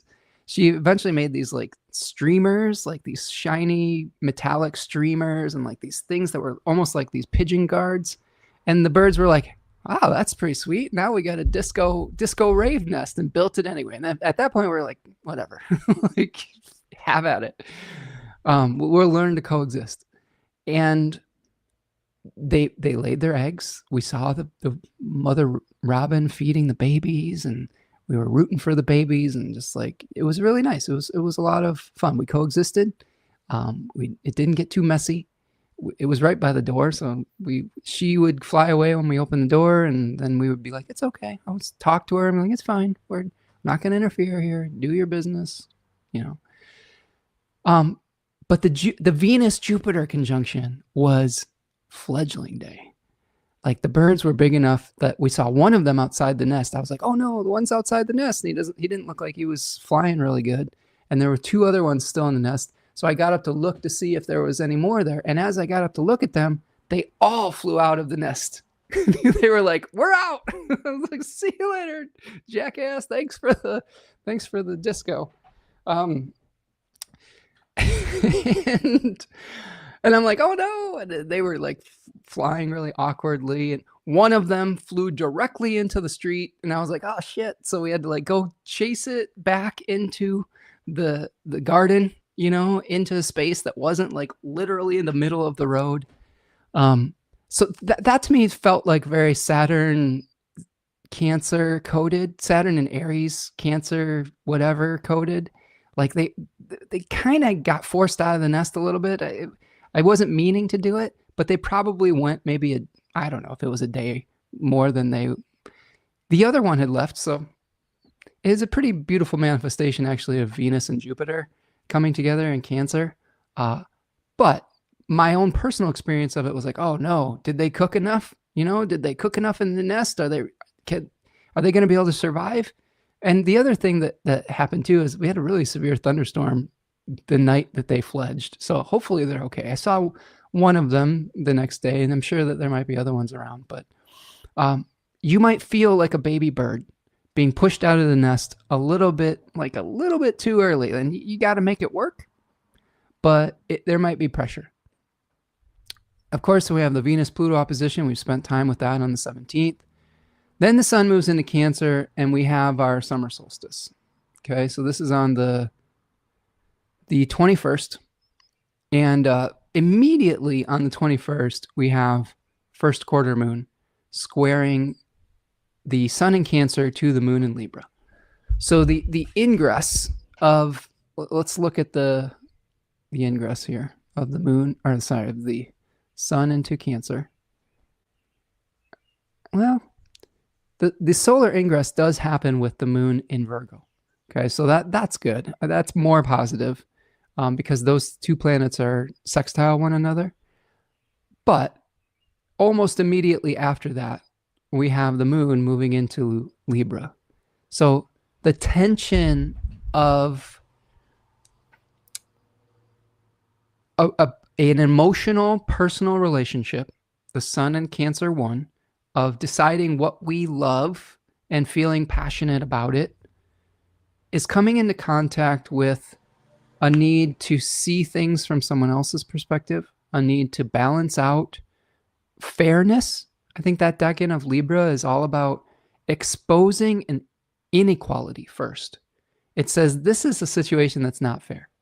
I think that's a situation like where you might see an inequality in an intimate relationship that you will need to work through. And then that season is summer season is going to be, I think a lot of this is going to be about trying to figure out how to balance out our needs versus the needs of someone else. With the ingress of the sun and the moon in Virgo 3, I think another part of the mundane astrologers would use the ingress of a planet into a cardinal sign to see what the season would kind of be like. And if we utilize that moon in Virgo 3, a lot of that could be around what legacy do we want to pass on? How do we take an idea and put it into form and pass it on to the next generation? And once we've started to determine that, how do we make it fair for everyone? I know for me, I'm thinking a lot about what's the next teaching I want to do? What are the next series of classes that I want to do? And if you have any suggestions, if you have things that you're interested in learning, put it in the chat. I'd be open to hearing suggestions at this point before it's fully formed in my head. But those are the things that could be on a lot of our minds throughout the summer. The sun will trine the north node on the 23rd. Okay, so this is a trine between the light and the node of the moon, the north node of the moon. Our ability to create positive, mutually beneficial relationships may come through surrendering to a divine power, surrendering to the universe's plan rather than our own plan, right? I think this is one of the things that this nodal axis is trying to teach us is we set the intention and then we release attachment to the form. And I've preached this throughout this transit, but it's a good lesson for life in general, is that, if you get so attached to how something is going to meet you, you are going to miss out on a myriad of possibilities to get the same thing accomplished, but in a different way. And I think this is a time where you might be in alignment with the ability to create a mutually beneficial relationship if you're not attached to the form. It's me, Namira is here. Says hello from the Netherlands. Nice to see you, Namira. Hope everything's going well your way. For those of you who are my international friends, happy World Cup to you. Like, I know it's not as much of an American national holiday, but I know for people worldwide, it's an interesting thing. The Netherlands has a really great soccer tradition. It just brought it up in my mind. This beautiful orange uniforms, like what is it? David Beckham is he from the Netherlands? Anyway, I digress. Welcome, Namira. Even if you're not a soccer fan, it's good to have you here. Okay, so it's trine in North Node. We got that. We've got on the 25th, Venus is trine Saturn, and we have the Sun making a square to Neptune. So here's Venus at about 13 to 14 degrees of Leo, trining Saturn. So our ability to win support for our authenticity is probably coming through our commitment to our values. Okay, so that's the trine between those two decans and a fire sign. But we also have a square between the Sun and Neptune. There may be a little bit of tension between our ability to create harmony with our intimate partners and our feeling of who we are as an individual. The lines could get a little bit blurred between us as individuals and us as partners during that day. When we get to the 28th, we have the end of our malefic enclosure of Mercury and Venus. Okay, because what I didn't mention is that Venus will be in malefic enclosure once it trines Saturn. Okay, once it trines Saturn, it moves into malefic enclosure for about 3 days. So keep that a little bit on your radar and know that for about 3 days, Venusian matters might be feel a little sticky. Okay, maybe it's that Sun-Neptune square, maybe it's other factors, etc. But Mars will sextile Jupiter on the 28th, and then we'll move into Gemini. So see, Mars moving into Gemini is the end of this malefic enclosure. So we have now the ray being cast on the other side of Venus here, and then the ray of Saturn is cast, not on the enclosing side of Venus. Same thing with Mercury. Now Mars is in aversion to Mercury, while Saturn is just not even casting a ray on the side that matters. Okay. That's good. With a caveat, with a caveat, it begins the application really of Mars to Uranus. And that is a big aspect that astrologers have had their eyes on for a while, that perfects on the 4th of July, I think, like literally like America's birthday. Could be a little disruptive. Could be disruptive in our communications, could be an explosion of options and opinions that happen through like an unexpected violence or something of that nature. It's just something to be aware of. Give yourself extra space, give yourself extra head space, practice good mental hygiene during those days so that you don't burn out your nervous system. I have a feeling something's gonna, without fear mongering too much, remember, that's not something we enjoy doing here. Oftentimes these aspects will come together and it isn't as bad as we thought, but there's a range of possibilities. And one range of possibilities says there could be something that is disruptive and unexpected that casts us into overdrive with our thoughts. And if we have space for those extra thoughts, we can survive whatever comes easier. If we are already overloaded mentally, and then we get the disruptive thing that causes a lot more thinking, that's when we start to break down mentally, and then when we have a real problem.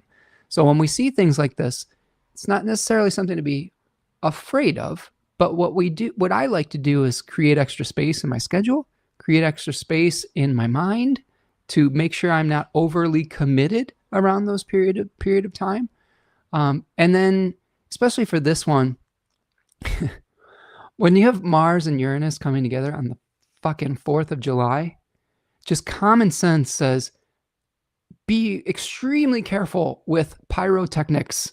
I've seen this in the past. There was a Mars-Uranus conjunction one year on the 4th of July. I think it was in Taurus. And like my neighbor, I watched my dumb neighbor like almost blow his hand off, like holding a Roman candle while it's like firing off. And he's like, ah, I'm just like, you are stupid.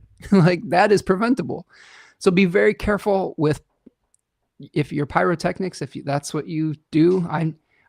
It's not my thing. I think it's noisy and it's bad for the environment and bad for our pets. So keep that in mind. But I've been to a few displays. Like I wish people would just keep it to the communal display. Like if there's one event where everybody can go, if that's where they want to go and enjoy the fireworks display, that's one thing.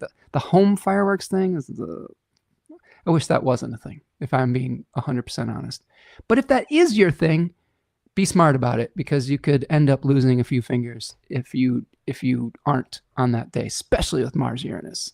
Okay, like, and Gemini rules the arms and the hands, so you do not mess with fate when it comes to like, you know, losing a limb or a digit around this period of time.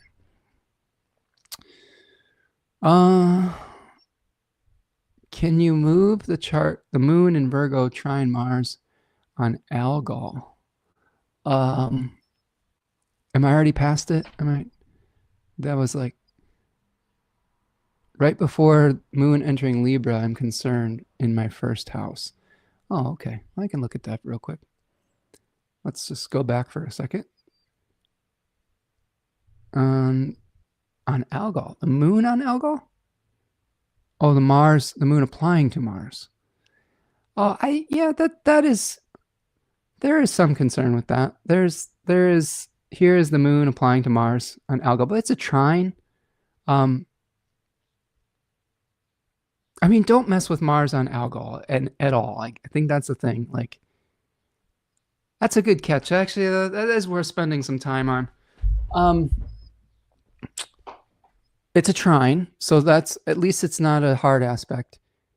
But Mars on Algol, the increased conditions for violently losing control of ourselves and our instincts is heightened on that day, on the 21st. Like here's an example of this. Ani says, Taurus rising, moon in the 5th. I'm going to a festival maybe, starting to feel less fun, anticipating shade being thrown my way. Oh, okay. Well, I mean, I wouldn't get too bent out of shape about it. It's a trine. What I will say though is if you're going to a festival and Mars is on Algol, think about what happens at festivals. A lot of times people are drinking, and that it can be another like Mars Algol, like someone having too much to drink, someone bumps them accidentally, and then there's like they lose their mind, and then there's a fight, something like that, right? I have 2 neighbors that have Algol placements. So I have an Algol sun neighbor and I have an Algol moon neighbor.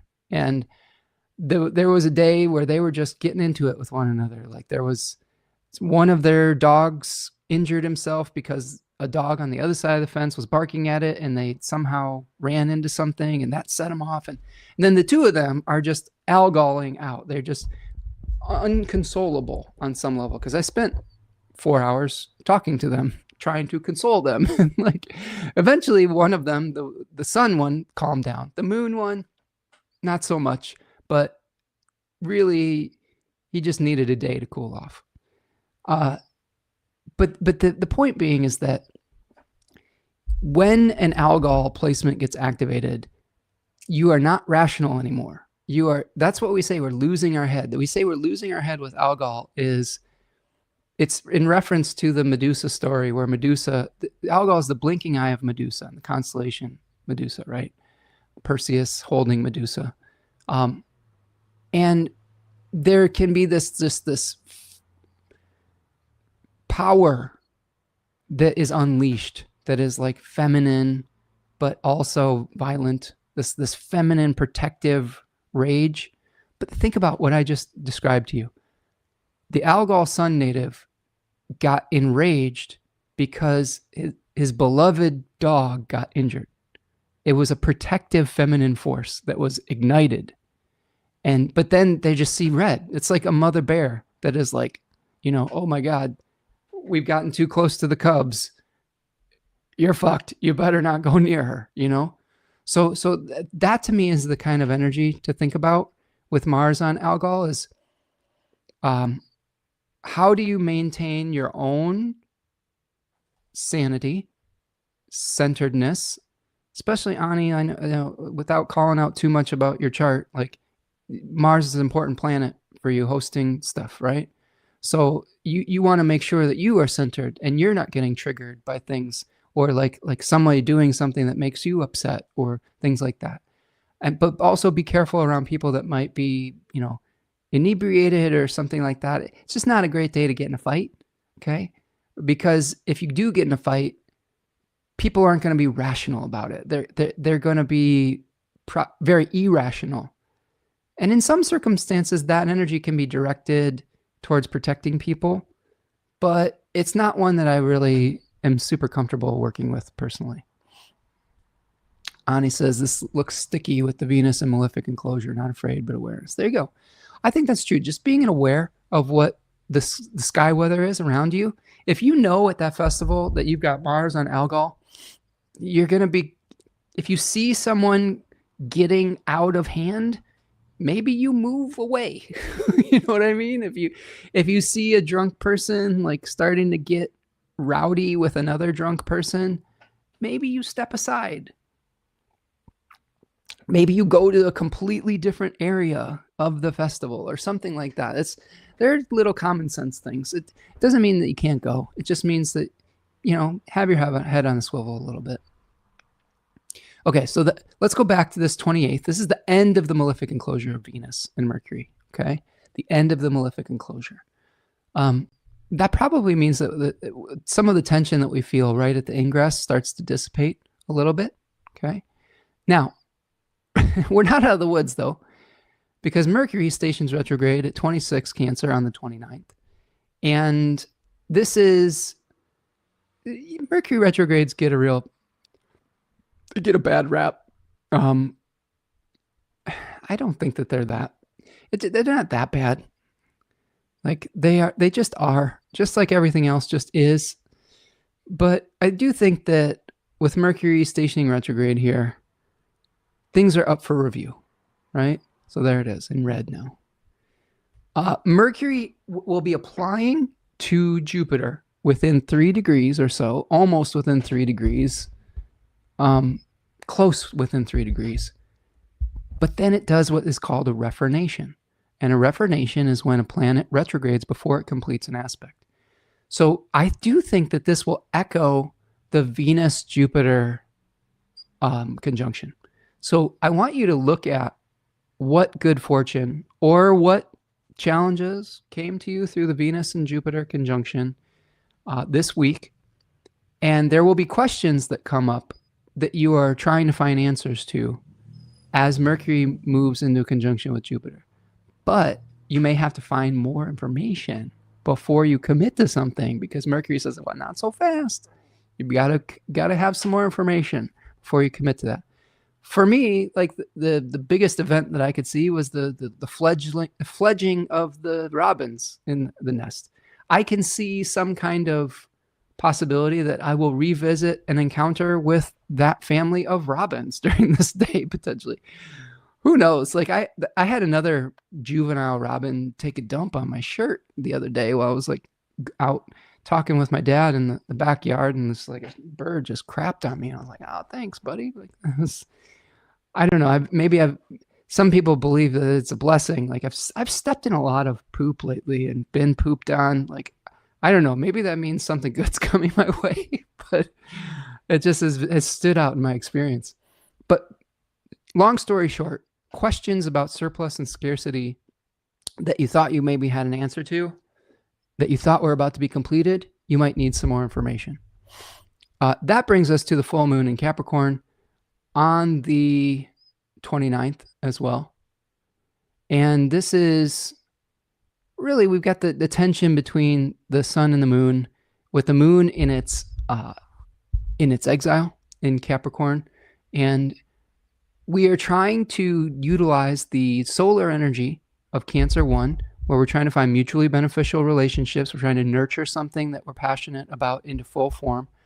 But the material conditions aren't great with the moon in Capricorn 1. We might be in rocky terrain. We might be trying to grow something in gravelly soil. This is like a metaphor. We might be trying to plant our seeds in the winter when the circumstances aren't that good. These are the tensions that we see at the Capricorn full moon. Okay. And it's all coming back to being hosted by Saturn here. The moon's hosted by Saturn. So pressure to put our values out in the world. Keep in mind too, the 14 degrees of Aries is the retrograde degree for Saturn. I'm playing with theory from Jyotisha, Eastern Vedic astrology, where a fallen retrograde planet can act as its opposite, exalted.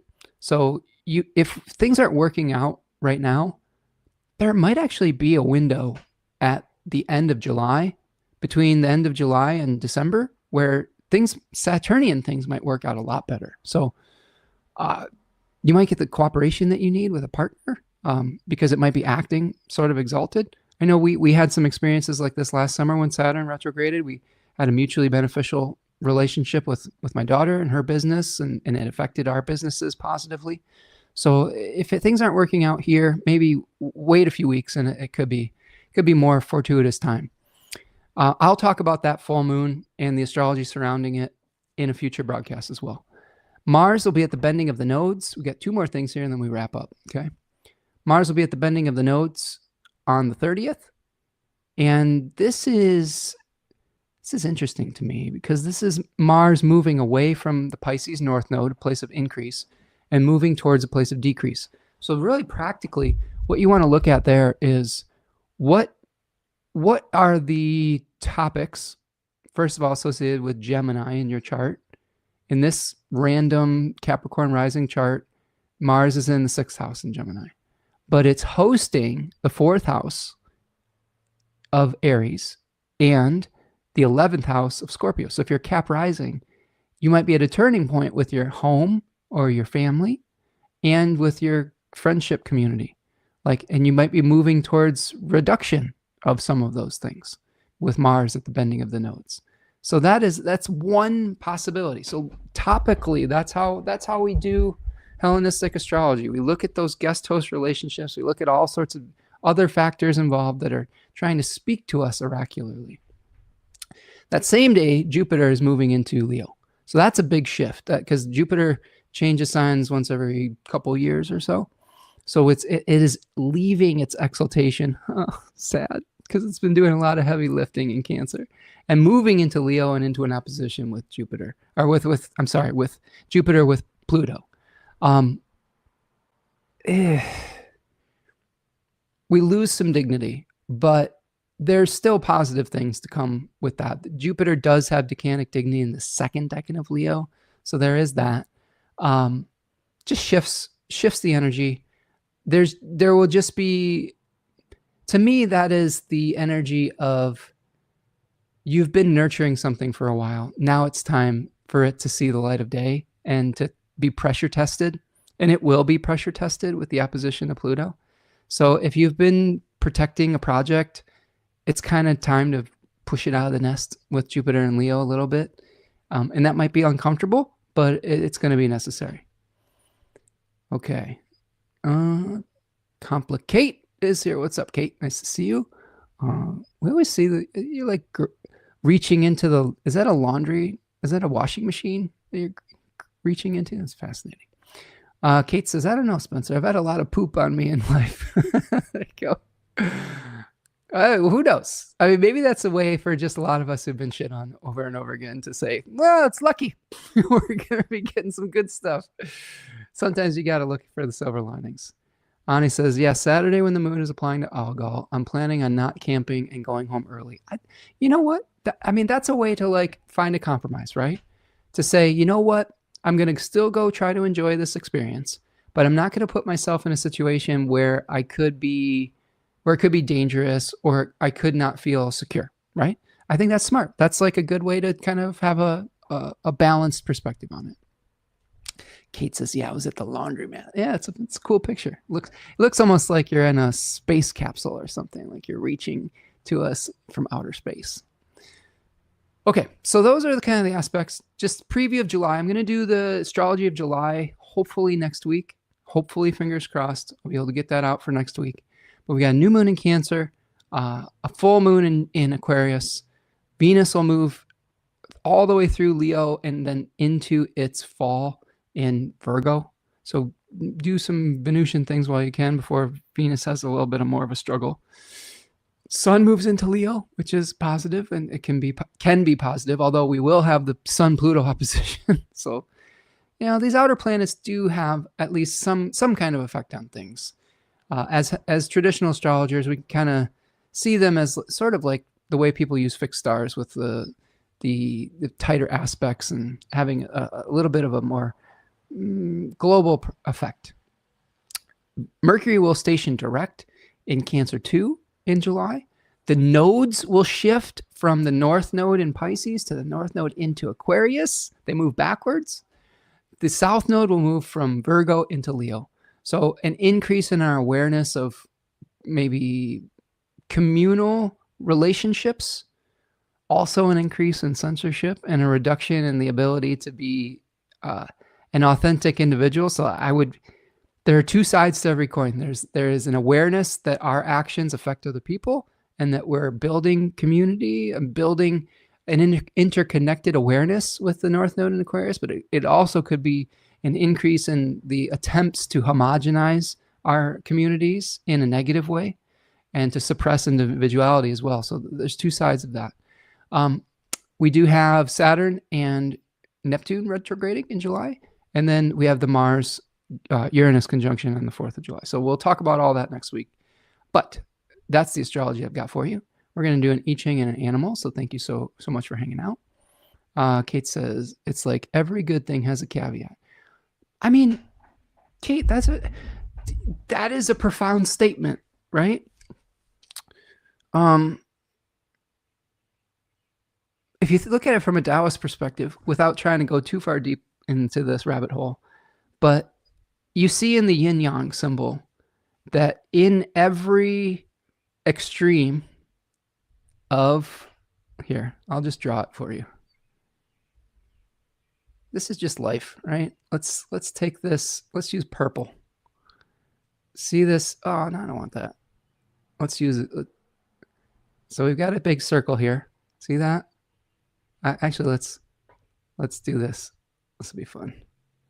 We'll make it right in the middle of the light and the dark. There you go. And then what you've got here is, let's see if I can find my pen. Is this it? You've got your yin and yang, yin yang, right?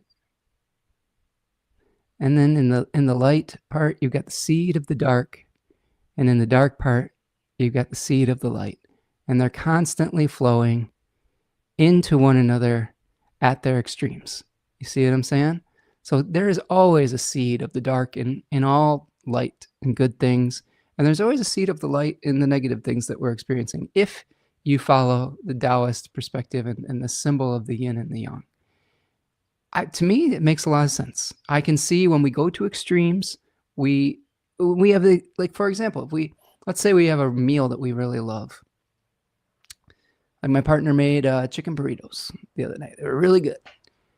I had to stop at like the second mini burrito, because if I had eaten the third burrito, something that tasted really good would make me feel bad. The seed of darkness was inherent in that burrito, even though it was objectively something I enjoyed. So, and the same thing with the good. Like sometimes when we, let's say we lack the resources to do something. If I'm being honest, I don't have enough money to do all the projects I want to do around my house this year. But the seed of the good in that is, if I tried to do all the projects, I might burn myself out. I might be forced to try to find alternative solutions, like get to know my neighbors so that we can help each other in like almost like a mutual aid situation, and find alternatives. And I've had situations like that throughout my entire life. Like I think about sometimes what is that malefic enclosure of Mercury ruling my second house, and both malefics in my second house and my 11th trying to teach me, you know? And a lot of the lack of resources that I've experienced in my life, or my rejection of them, my lack of money, let's be more specific, has forced me to think about and appreciate the non-material things in life. The time that I am gifted with, the wisdom, the knowledge that I have access to, the community, the relationships. That is the seed of the good in what would be objectively, to most people in Western civilization, be viewed as something negative. So all of those seeds are planted within the entire chart. So it's something to consider. Honestly, Kate says, honestly, the only people I've enjoyed getting to know have been within the astrological community. I mean, it's easier to talk when we share a language, for sure. But I would keep your heart open to people outside of it too. Some people just haven't been exposed to those things, and there's good people everywhere, Kate. There really is. Kate says, like a new baby. Yay, like a new baby is coming. Oh yeah, I'm coming out of that small hole. There you go. I love it. Okay, so let's wrap up for the day. And thank you so much for hanging out with me. Thank you for going on this journey with me, these lengthy explorations. If you're still with me here at the end of the broadcast, know that you are a real one, and that your attention span is still somewhat intact, which I appreciate. You know, I think that oftentimes we really losing our ability to spend real time with someone and really get to know them. And here we're really getting to know the astrology. We're not just making 2 sentences about it and generalizing to the point of it not meaning anything. We're getting into the detail of it. We're connecting it with lived experiences and stories, and your stories, my stories. We're co-creating it together, and I just think it's really beautiful. So thank you for participating in this. Do me a huge favor, like the video, subscribe to the channel, sign up for a reading, support my partner Tanya Andrews at There Goes Mojo, all those things. But I do have a couple other things for you. I got a hexagram. It's number 32, which translates to enduring or endurance. And it's moving to peace. I like that. Endurance is interesting because it talks about change. And it talks about change in a way that we normally wouldn't think about it. The judgment for 32 says, enduring success, no blame. It is beneficial to persevere. It is beneficial to have somewhere to go. To endure, Jack Balkin says from his beautiful book, The Laws of Change. To endure means to keep going despite obstacles. Endurance is neither stagnation nor a state of rest. It progresses forward, unlike stagnation, and keeps moving and growing, unlike rest. What endures renews itself and is its effects through continuous activity. What endures does so through change, not in spite of change. It's like David Bowie. David Bowie had a lengthy career because he changed, not because he just did the same thing over and over again, right? It's Capricorn wisdom there too. Let me repeat that. What endures renews itself and its effects through continuous activity. What endures does so through change, not in spite of change. Its effects are understood against the experience of change. We see this in the cycle of the seasons that continually renew themselves as the earth moves around the sun. The cycle of the seasons repeats perpetually because its underlying causes continue. Plants and animals grow and change as they endure over time. When they cease to grow, they die. And then they cease to endure. So it is in life. All life is change. But in order to make change intelligible, there must be things that persist against which change can be understood. To give your life meaning, you must have something that endures: your identity, your relationship with others, your principles. If you surrender what is enduring within you, then you surrender to the flux of events and become indistinguishable from them. Then there is nothing left of you. The lesson of this hexagram is that you must learn to be consistent and persevere in the face of a changing world. Circumstances around you are changing, but you must maintain your integrity. Be consistent. Do not allow yourself to be blown about by a momentary alteration in fortunes. Do not let concerns about what others may think or how well others are doing by comparison lead you to take drastic or reckless action. Instead, focus on what is and should be enduring in your life, your relationships, your character, and your principles. Okay? There's two changing lines.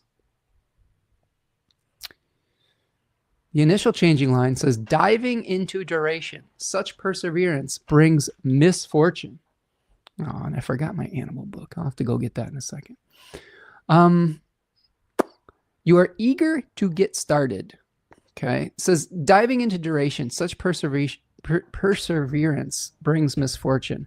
There is nothing beneficial in this. I'm going to see if I can have a special delivery made to me. Hold on one second.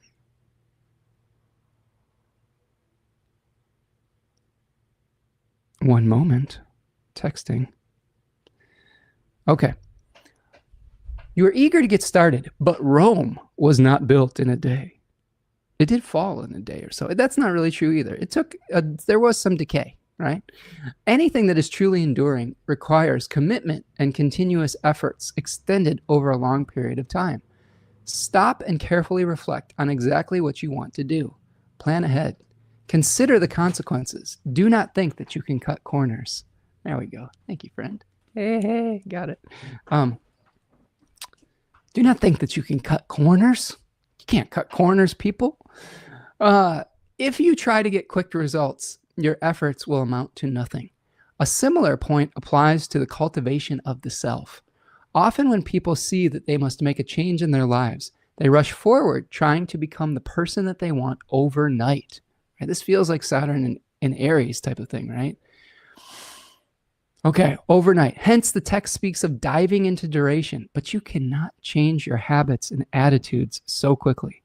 They did not arise overnight, and they too resulted from a long process of acclimation and adjustment.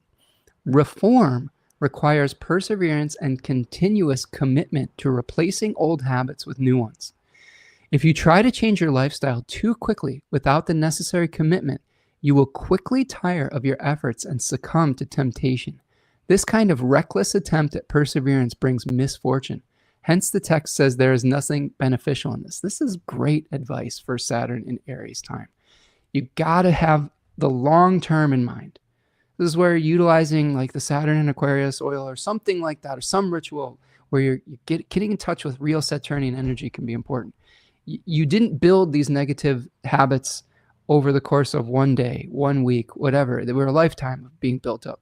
And you have to dismantle these by replacing them with positive things. The fourth place is not necessarily super positive either. It says no game in the field. It says you cannot be successful in a hunt if there is no game, no matter how much you persevere. Conversely, if you choose the right place to hunt, your persistence will eventually pay off.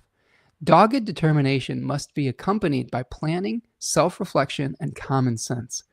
If you're not achieving your goals, no matter how hard you try, you may be going about things in the wrong way, or you may have characterized your goal so that it is impossible to achieve. This leads to you chasing after the wrong things. Be realistic. Clarify your values and re-examine your methods. Think about what you really want to accomplish and then consider the best way to achieve it. Then your perseverance will help you accomplish something of genuine value. Did you hear what Saturn was speaking through there again? Clarify your values and re-examine your methods. Commit to your values, not necessarily the method of achieving them. I keep saying that over and over and over again. If you know what you believe in, the right path will reveal itself. But if you try to dictate terms to the universe as to how you want this to manifest, you will constantly be bashing your head against a brick wall. That doesn't mean that we don't have goals, but I think that smart people who endure have a vision of the type of value they are trying to achieve or feeling they are trying to achieve, and then they allow flexibility in how to get there. If you only have one path, that path could be blocked, and then you could really find yourself stagnated and frustrated. This is where we have to be like water. If you come to a rock in the flow of a stream down a mountain hill, that water flows around it. It is flexible. It adjusts. It doesn't just, it pools its resources until it can spill around. You see what I'm saying? We have to be like water, right? We have to, like Bruce Lee says, be like water, my friends, right? This will change to peace. 11 is peace, harmony, smoothly flowing, prosperity, union of high and low, harmonious interaction, things going well, advancement. Okay, so we have the judgment says peace, the petty depart, the great arrive, good fortune and success. The sexagram represents a time of great prosperity and concord. Heaven and earth operate together happily and effortlessly. The high act in harmony with the low, the strong with the weak, the great with the small, and progressive forces make great strides. Worthy elements advance without obstacle. People of talent, ability, and wisdom obtain the respect due them, and others work with them freely and happily without envy or rancor. Those who join in are honored and respected in turn for their contributions. Peace descends on the world, and everything flows smoothly and easily. It seems indeed as if heaven were on earth. During this period, your relationships with others become more congenial. Old problems will be resolved. New intimacies will develop. Cooperation and coordination become easier and almost effortless. You can begin new projects with confidence, and the ones that you are currently pursuing will blossom. If you make an effort and devote yourself to achieving your goals now, you will flourish and prosper.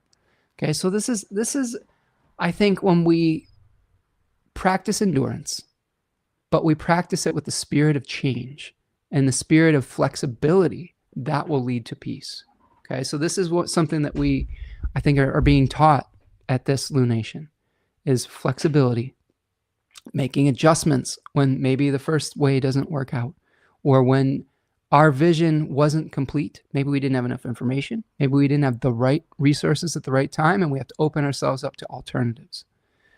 This leads us to our animal. And I'm going to check in with the chat here.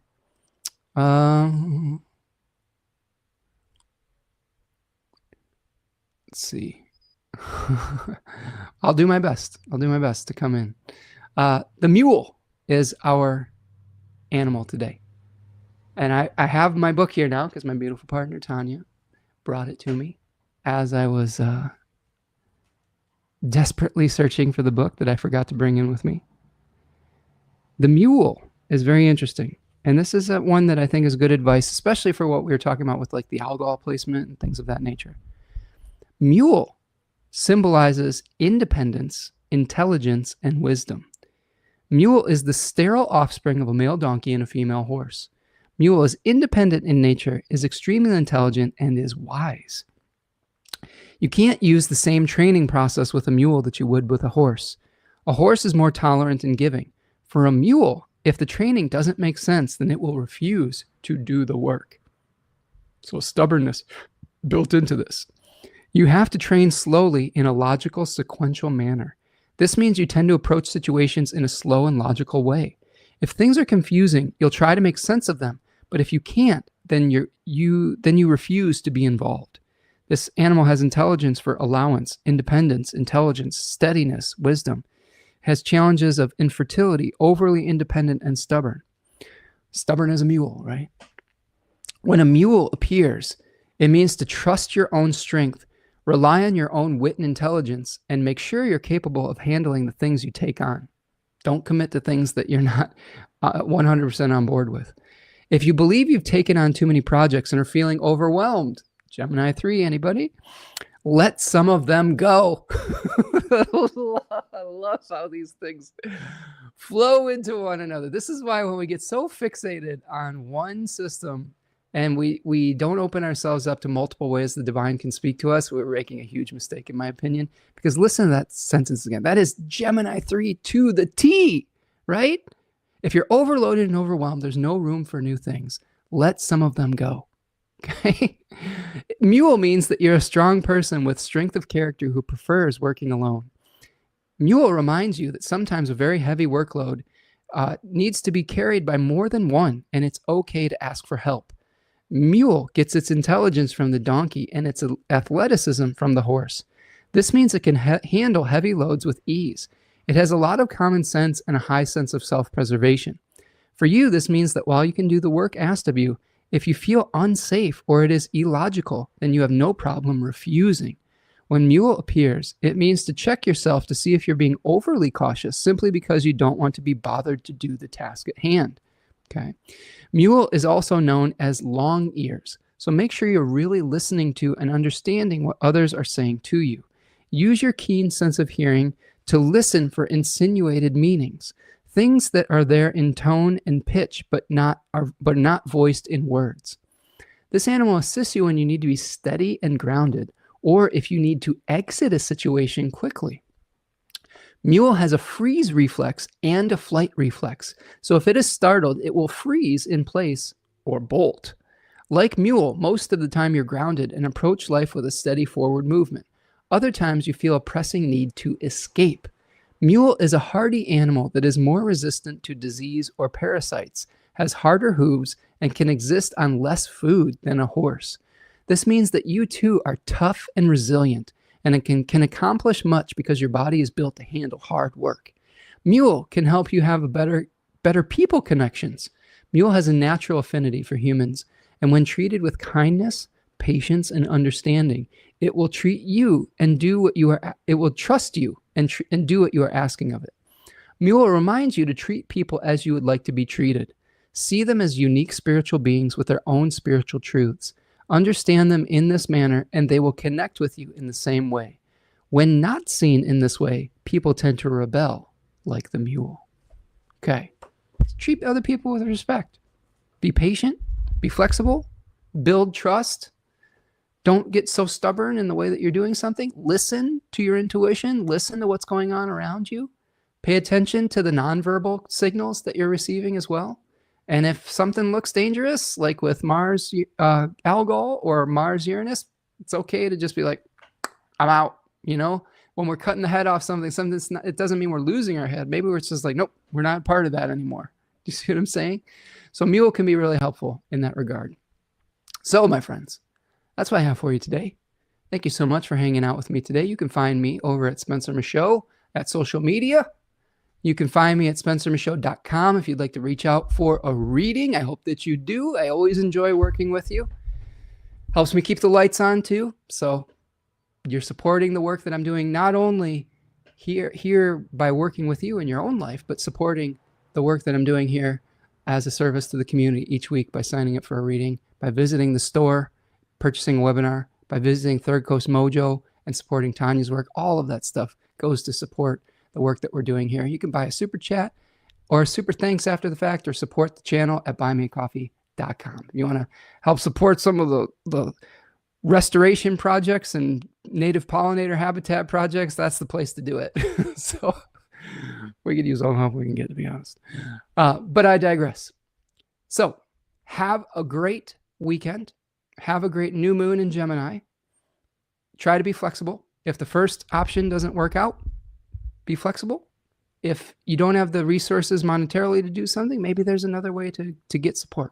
Maybe there's another way to be patient with whatever's going on in your life. And kindness really does make a difference. I think that this is a real secret to less stress in your life. If you're kind to others, if you're putting out the energy that you'd like to receive back to you, people are going to be nicer to you. People are going to be kinder to you. I've learned this the hard way. I have strong opinions on things. As much as I am trying to find common ground with people, when I have very strong feelings.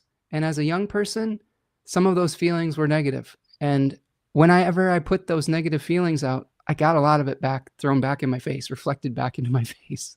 So I've learned that if I want to be strong, if I want strong kindness to come back to me, I have to have strong kindness out into the world.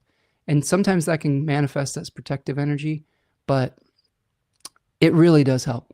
And keep that in mind in the end of Gemini season 2, because you might be tempted to make an ultimatum and to cut off the head of something that you don't like, but leave some space to change your mind. I think that's the thing.